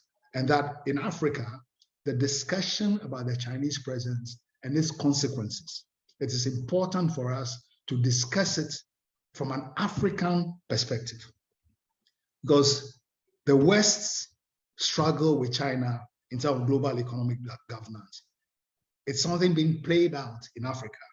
And African interests are quite independent of the interests of these two countries, of these two blocks. So it is important, but this kind of what I call the Cold War tactic became very much part of what was, it continues to be played out here. So the EITI, as I said, is the most important of these things. What it does is set up a framework, supposedly voluntary framework, to which countries and companies and civil society organizations have a compact to ensure certain standards are met. They are the EITI standards, which are implemented by countries on the disclosure of taxes and other payments. It has grown to cover beneficial interest and so on and so forth. But essentially, its focus is on revenue, transparency. And of the 55 countries which have signed up, 28 are African. If African countries were not part of this, there will really be no EITI.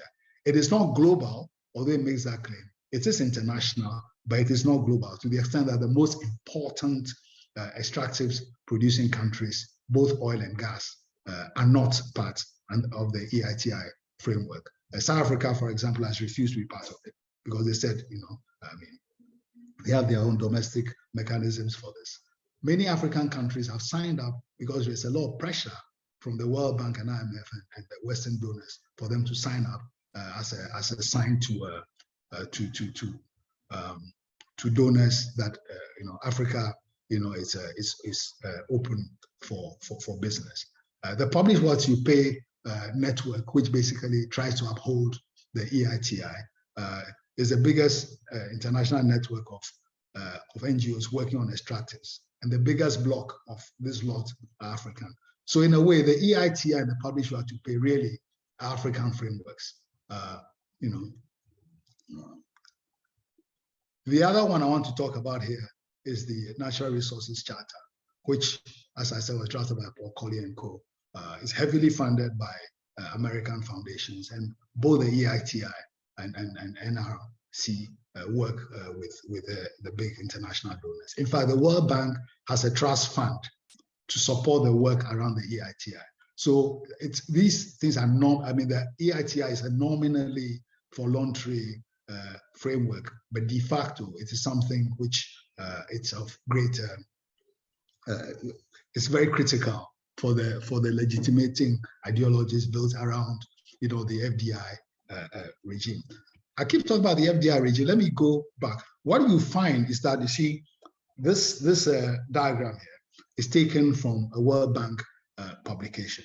The representation of mineral governance and basically the outcome of the economic outcome that countries should focus on is taxes, and it is represented in the table here. So the mining process starts with the award of contracts, and then there's the collection of taxes and revenues, and basically that is the legitimate expectation government should have. So citizens should be focused on how revenues are managed and allocated, in development processes. When later on I would come back to this and contrast this really with a kind of what I call the value chain or linkages perspective on minerals, which has been very important in how countries like the US, Canada, Australia, and so on, and Sweden, who use minerals in their development, approached it, which focused on the total economic possibilities of minerals as opposed to revenue. So this model is a very colonial model, which allows, therefore, a regime of regulation to focus on creating an enabling environment for foreign investors. And therefore, these legitimating frameworks that I've been talking about are focused on reinforcing the acceptability of these frameworks. Now, the climate created by the boom, as I said, was also having effects on people's lives, was giving disappointing results to governments. So alongside the efforts by the home countries and allied regimes of the TNCs to legitimize the FDI dominance, there's also a growing thing in African society and also within African elites, which increasingly raised questions and contested the experience that was unfolding of the mining regime. And basically, I've identified two broad drivers for this. There's pressure from below. I mean, pressure from below, there's a lot of it which was spontaneous in terms of people's confrontation with companies, people's confrontation with state security agencies, people's refusal to be moved, and so on. But this increasingly, of course, articulated with organized, protests of various forms through various organizational vehicles and also using spaces. I mean, to the extent that the liberalized political regime, even though it continued to support kind of intra-elite circulation, patronage-driven parties in power. On the other side also, it liberalized some space, for expression. So people were able to organize, have been able to organize to express themselves. So at the broad level, at the most ideological and maybe most conscious level, we might talk about people asking questions about, particularly this from kind of public intellectuals, NGOs, and the media, about what are the development benefits from the exploitation of these non-renewable resources? What is the substance of public ownership? Then, of course, the fact that, foreign firms were everywhere, the fact that revenue was not as much as it had been cracked up to be, and there was a lot of illegal financial flows going out. Human rights impacts were big issues with workers and mining affected communities, and also including environmental standards. The GINIA discriminated against states of artisanal and small scale mining, which is where most locals are involved in mining. In countries where there's artisanal and small scale mining, like Ghana, where artisanal and small scale mining produces 40% of Ghana's gold. Ghana is the biggest producer of gold in Africa today. The state gold is, to say it's a GINIA partner is an understatement. Most of the resources of the mineral policy and kind of regulatory institutions are focused on supporting large-scale foreign-owned mines, and the ASM has to struggle. And of course, given unemployment, there's an explosion of illegal small-scale mining in many of these countries, which is subjected to very brutal, state repression. Communities are questioning the model and its effect on their lives. There are also questions about the revenue sharing between state companies and mining affected communities. Workers are demanding the ratification of ILO 176, which is about health and safety in mines. People are complaining about the quality of institutions.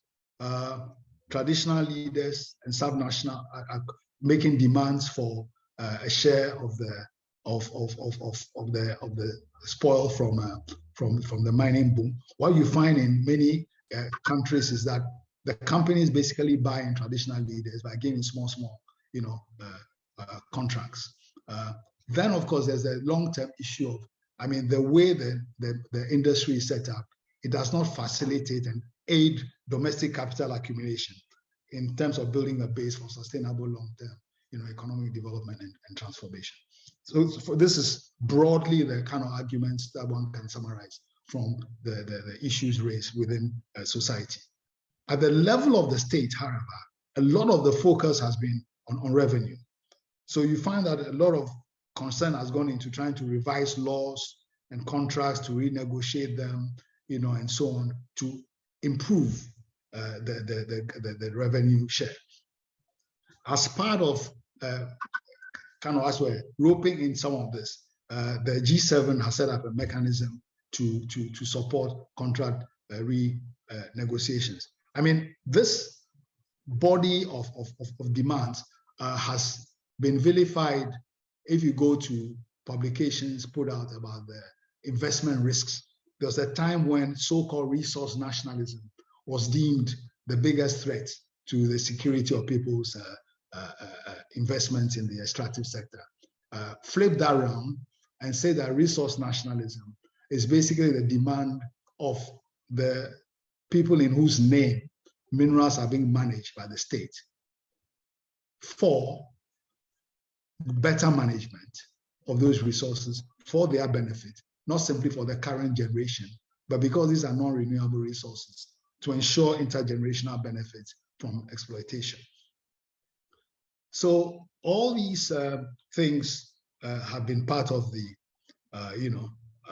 concerns, and of course the issues, the structural dependence of African countries. One of the things which has got worse is that with the commodity boom, actually African countries have become even more raw material commodity export dependent, and therefore the vulnerabilities that were created by colonialism have been aggravated in many countries. You take my own country, Ghana, currently 3 commodities: cocoa, which is exported primarily in raw form, gold and oil make up more than 80% of the country's export earnings. And you can go to Angola, go to Nigeria, go to Zambia. This party that I'm talking about, it's everywhere.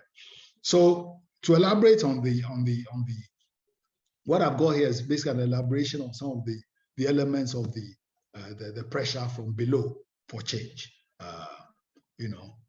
The issue of dispossession, the failed promise of development.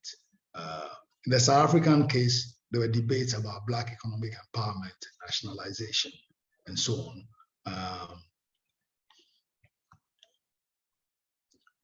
And just a few points about South Africa, because of the very specific nature of apartheid. What you had as a legacy was a low-cost labor regime. So the post-apartheid, challenges from workers. There were changes in the labor regime as control and cost became an issue as workers sought more concessions. What happened in Marikana in 2012 when the police massacred protesting workers, a very direct expression of the struggle for restructuring in the post-apartheid period. We also have a situation where there's a massive emigration and internationalization of mining capital from South Africa. So that the benefits of years of sacrifice, not only by South African citizens, but also migrant labor from the region in developing the South African economy. Of course, this capital has been exported out of the country and now listed on the London and New York and other stock exchanges. And in South Africa, there's a huge, social and environmental legacy of years of mining, acid, mine drainage issues, and so on and so forth. So this thing, of course, became the basis for increased mobilization and demands for change. And it's important to talk here, therefore, about the fact that the pressure from below found a confluence, put pressure on, and also found a confluence with the elite's own desire to improve the terms of the return from the agreements that they have signed. So we found increasingly was national policies that gave expression to some of these demands, particularly around the revenue sharing model. Across Africa, already the minerals were nationally owned. After the end of apartheid, South Africa nationalized, the minerals in that country. In a place like Zimbabwe, there's been talk of indigenization. There have been demand from local elites for at least the procurement regime by mining firms to become more sensitive to local capital so that they can benefit from supply to the mining, whether hitherto are enclaves. Of course, that local procurement also means that you have a strengthened connection between the mining sector and the rest of the economy. Some of these things, particularly the human rights things, also found expression in decisions of the courts, both domestically and at the Pan-African level. So, for example, the African Commission on Human and People's Rights has passed a number of resolutions and decisions, in support of the demands of mining-affected communities in terms of respect for human rights, in terms of accountability, and for the implementation of free, prior, informed consent, in mining areas. So this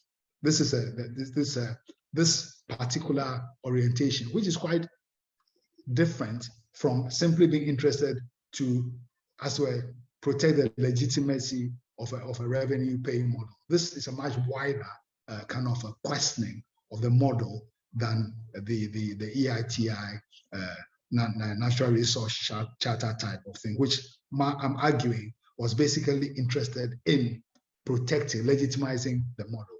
These demands, including those from the elite parties, passed reform, but also when you take it together with the popular demands, really amounts to a fundamental questioning, of the model created by structural adjustment, because its promise had not been fulfilled. Countries have become raw material commodity export dependent. the revenue is not what it is cracked up to be. People are suffering impacts. Jobs are not being created to mitigate for it. And state has withdrawn its presence and so on and so forth. And domestic capital is not doing much better either. So these are all the context. And this has found some pretty dramatic expression. For example, a few years ago, there's a very frontal thing between the Tanzanian government and Barrick, which has a gold mine. Barrick it's a North American gold mining firm, which has a mine called Acacia in Tanzania. The Tanzanian government accused them of illegally transferring billions of dollars out of the country and imposed, basically demand, I've forgotten, several scores of billions, in payment for the illegal things. In the end, they settled for $300 million, which, quite frankly, was or even on those terms, quite a huge thing. Now, what we began to see from the middle, getting to the tail of the boom, was that various policy initiatives began to emerge, which try to encapsulate, this emerging African kind of reform, alternative kind of mining governance discourse in various things. So there are some regional frameworks. For example, the Economic Commission of West African States put out a directive on harmonization of guiding principles and policies in mining, which contain a lot of the demands that communities have been making around human rights, around free, prior, informed consent, and so on, and also put out an mineral development policy. The South African Development Community has put out, has a harmonization framework also from the early noughties, and then more recently created a SADC regional mining vision. At the Pan-African level, a significant development was the adoption of the African Mining Vision in 2009, followed by an action plan in 2013, and then a number of other frameworks later on, including an African Mineral Governance Framework, which tried to create benchmarks based on the African Mining Vision action plan. The African Union has also adopted the Agenda 2063, which puts forward a vision of African development, which fundamentally challenges this raw material commodity export dependent model. It's important to connect this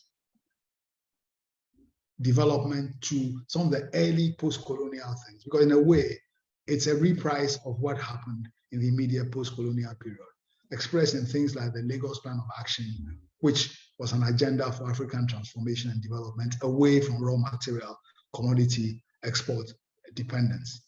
And in the current moment, the African Mining Vision embodies most comprehensively, this agenda. It draws together a strand of the official demands and also the popular demands.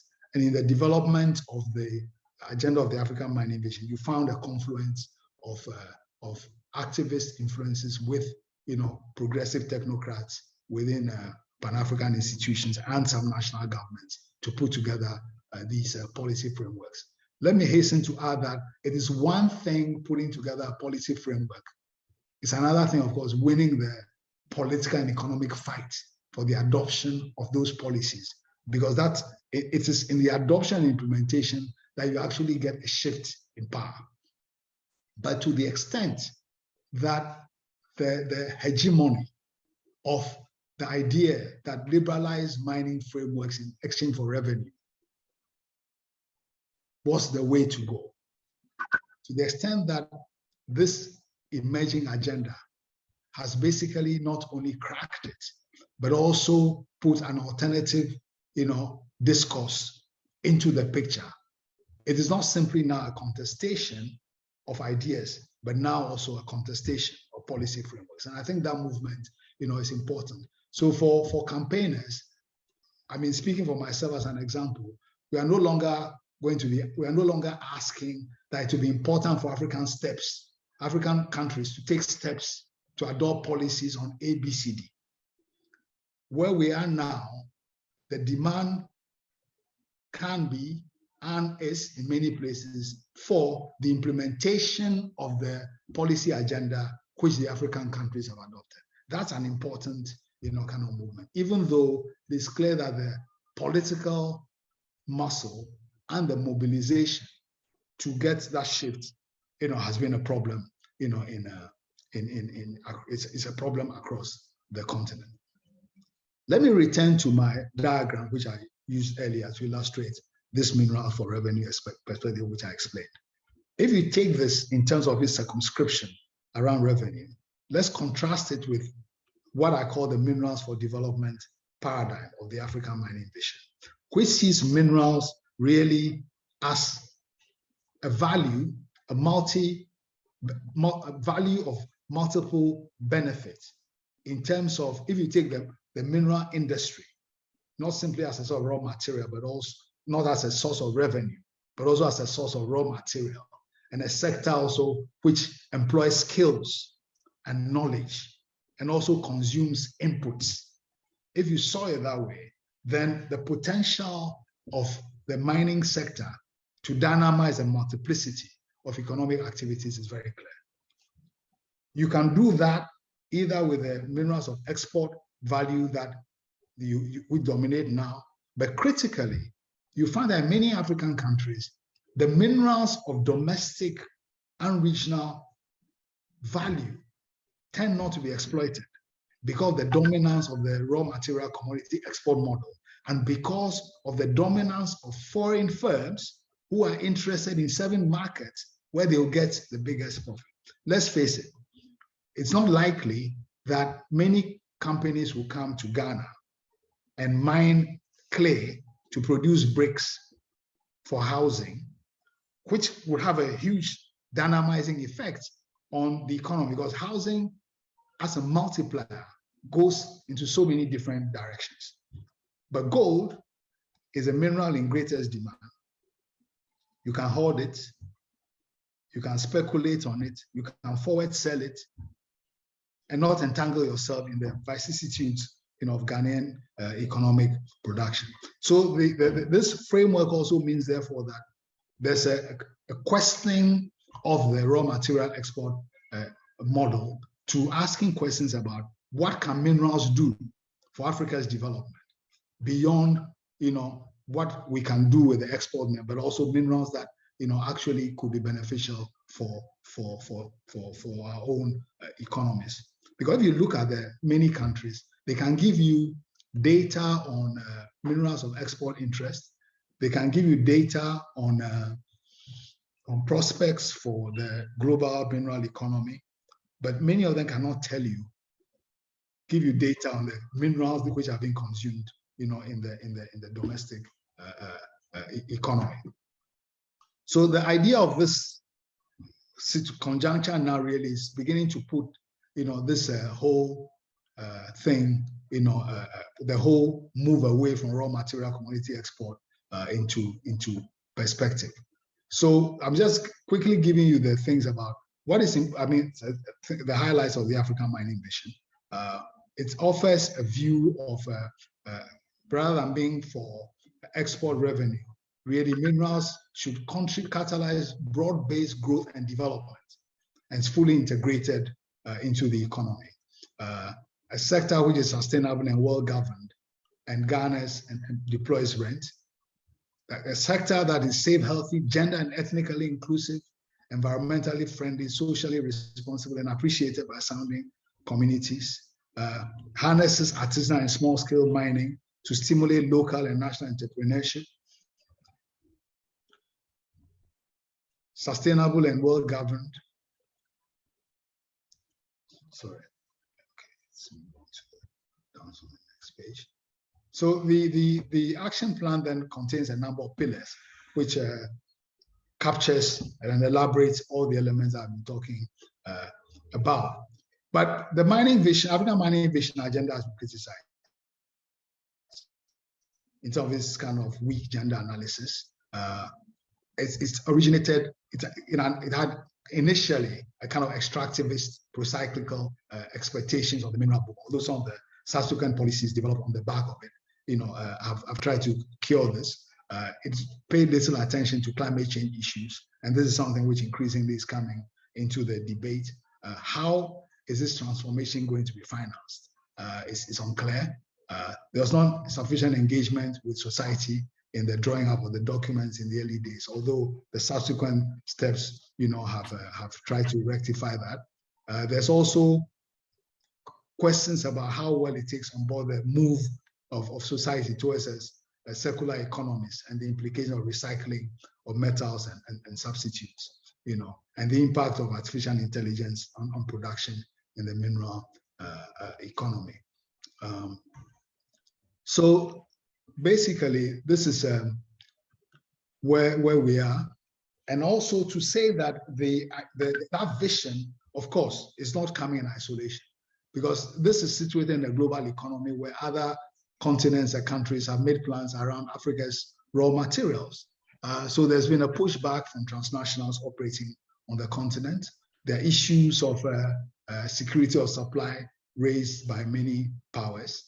For example, the EU's raw material initiative, which seeks to ensure Europe has access to raw material, has been aggressively used in negotiations with African countries in a number of areas. Bilateral investment treaties represent the constraint. And then, of course, many African countries are very dependent on aid. So this is where we are in terms of the discourses and struggles over policy framework and orientation. And let me start by saying that we are at a point where, therefore, that the hegemony of the raw material commodity export model and its ideologies has come increasingly under challenge. And there are emerging areas of organization and confluence about possibilities of change. Thank you. Thank you so much for this both detailed and comprehensive analysis. And it's clearly stimulated a lot of questions, which I hope we will have time both to present and for you to respond to. I mean, I guess one of the sort of questions that we need to ask today is we're dealing with non-renewable resources. What is happening is an amputation of these resources. There's a finite amount, and so is mineral extraction something as a long-term possibility? What are the issues? And I think it has an effect in terms of in both environmental destruction. Somebody asks, can there be environmentally friendly mining? Let me try and summarize some of the many questions, and it's a reflection of how much you've covered. Is there any country in Africa that uses revenue from mineral and oil to improve social welfare? Are there examples that Samir Amin had talked about delinking? Have there been any socialist experiments in Africa managing its own natural resources, promoting equity, like in Chile in '73, in Venezuela under Hugo Chavez, and then there are questions about the impact of Ukraine on extractive industries. What are the implications? And apart from the Chinese companies coming to Africa for extractive industries, what are the key transnational companies that are predominant in Africa? Probably Canada is amongst the worst of the lot. And somebody also asked, Dr. Afia Zakir asked, any update on the Pan-African Congress on inequalities in the context of structural transformation, how the issues being discussed within the context of mineral resource exploitation and the people's growing socioeconomic inequalities. It's now 11:15 in Beijing, and there are over 1,500 viewers on Bilibili. So you've got a lot of fans to respond to. So, well, first of all, I mean, the thing there cannot be environmentally friendly mining to the extent that mining is inherently destructive. It digs up whatever is available and turns it into something else. So in terms of, so we can't talk about sustainable mining. It's a contradiction in terms. But you can talk about the sustainable exploitation of minerals in the extent that it actually valorizes other benefits. And therefore, we can only talk about the mitigation of environmental impacts. I mean, minerals are a necessary and essential part of human consumption. Okay, so that's the starting point. That poses the question, which is why the thing about being a raw material commodity export dependent economy is such a crime, both against the resources and also the people who are supposed to be the owners. So that's that. I mean, it is not, the thing is that the model that we have has to end. The starting point of that reality, though, is that African countries, as they are today, are dependent on those raw materials, on those. You can't close it down. You can only transition from where you are and move into something else. We're also in a situation where, as you know, with all the debate about fossil fuel, ending the consumption of fossil fuels, that's a huge issue for African countries. The stranding of those assets and so on, what it means for those countries, an economic reality. On the flip side is the interest, of course, in the minerals that are supposed to power the renewable energy. We know also that the demand for those minerals itself is going to create a new kind of boom with all the problems that I've been describing in terms of the externalities. So that shows you also just the complex place of minerals, you know, in human society. So this is so mining is not sustainable in that sense, but the use of minerals could be in a way that minimizes the externalities and also increases the benefits. We are in a situation where really we have a highly inefficient and unbeneficial exploitation of mineral resources, because the idea is that it's a narrow revenue stream. If you could get more social and economic benefit from an ounce of gold, simply, even if it's produced, than simply the price, you'll be talking about something different. And gold, for example, is a useless mineral compared, let's say, to clay. So what you choose to exploit also is important. Gold is important for those who want to make profit. Clay is important for those who want to build conditions for human habitation. Those kind of contrasts, I think, are important. Yeah, very good, very good. Michael, do you want to respond at any point here? No, I'm fine. No, it's okay.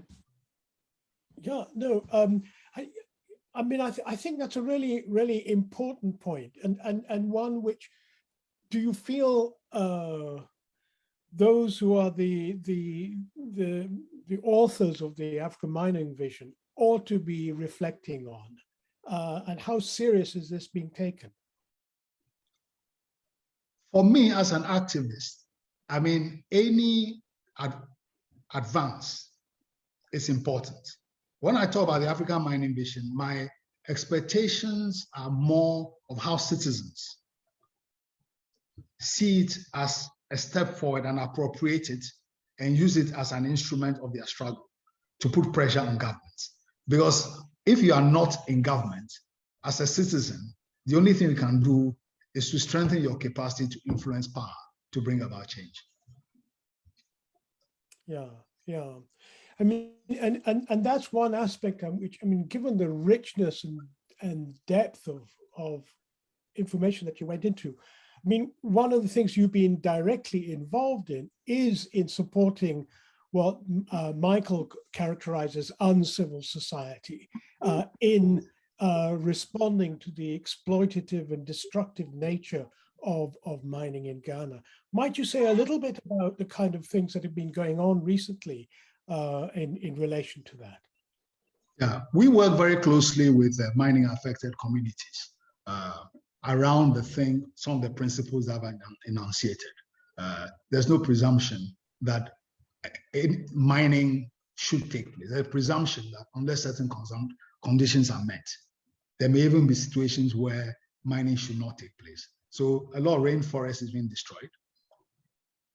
Agricultural land is being lost, and nobody's able to make a proper, kind of internalized cost-benefit account. So we currently working with a number of communities. One of the front lines is actually around a lagoon where the communities, about 10,000 people, have been dispossessed, and kind of decades of small-scale salt production, which is beneficial for tens of thousands of people, is about to be replaced by a monopoly of one person who is very close to power.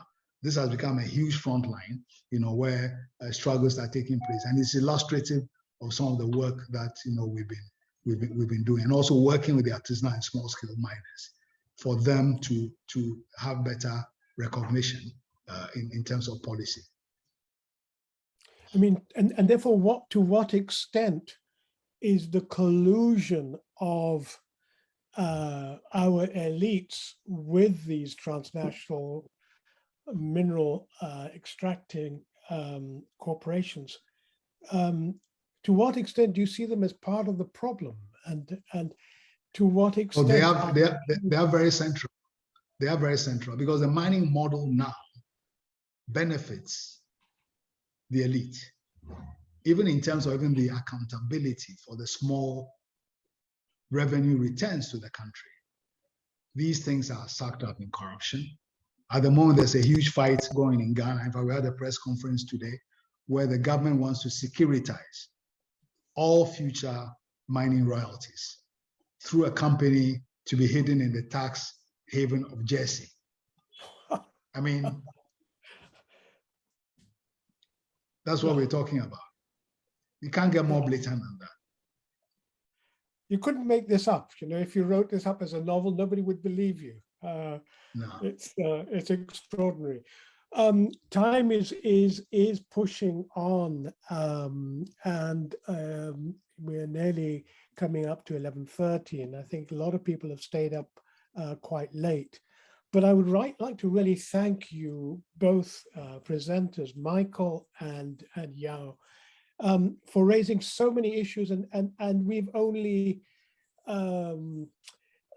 explored the very tip of the iceberg of all the richness that you both presented. And I think I express real gratitude for taking time to think through and prepare and to make these presentations.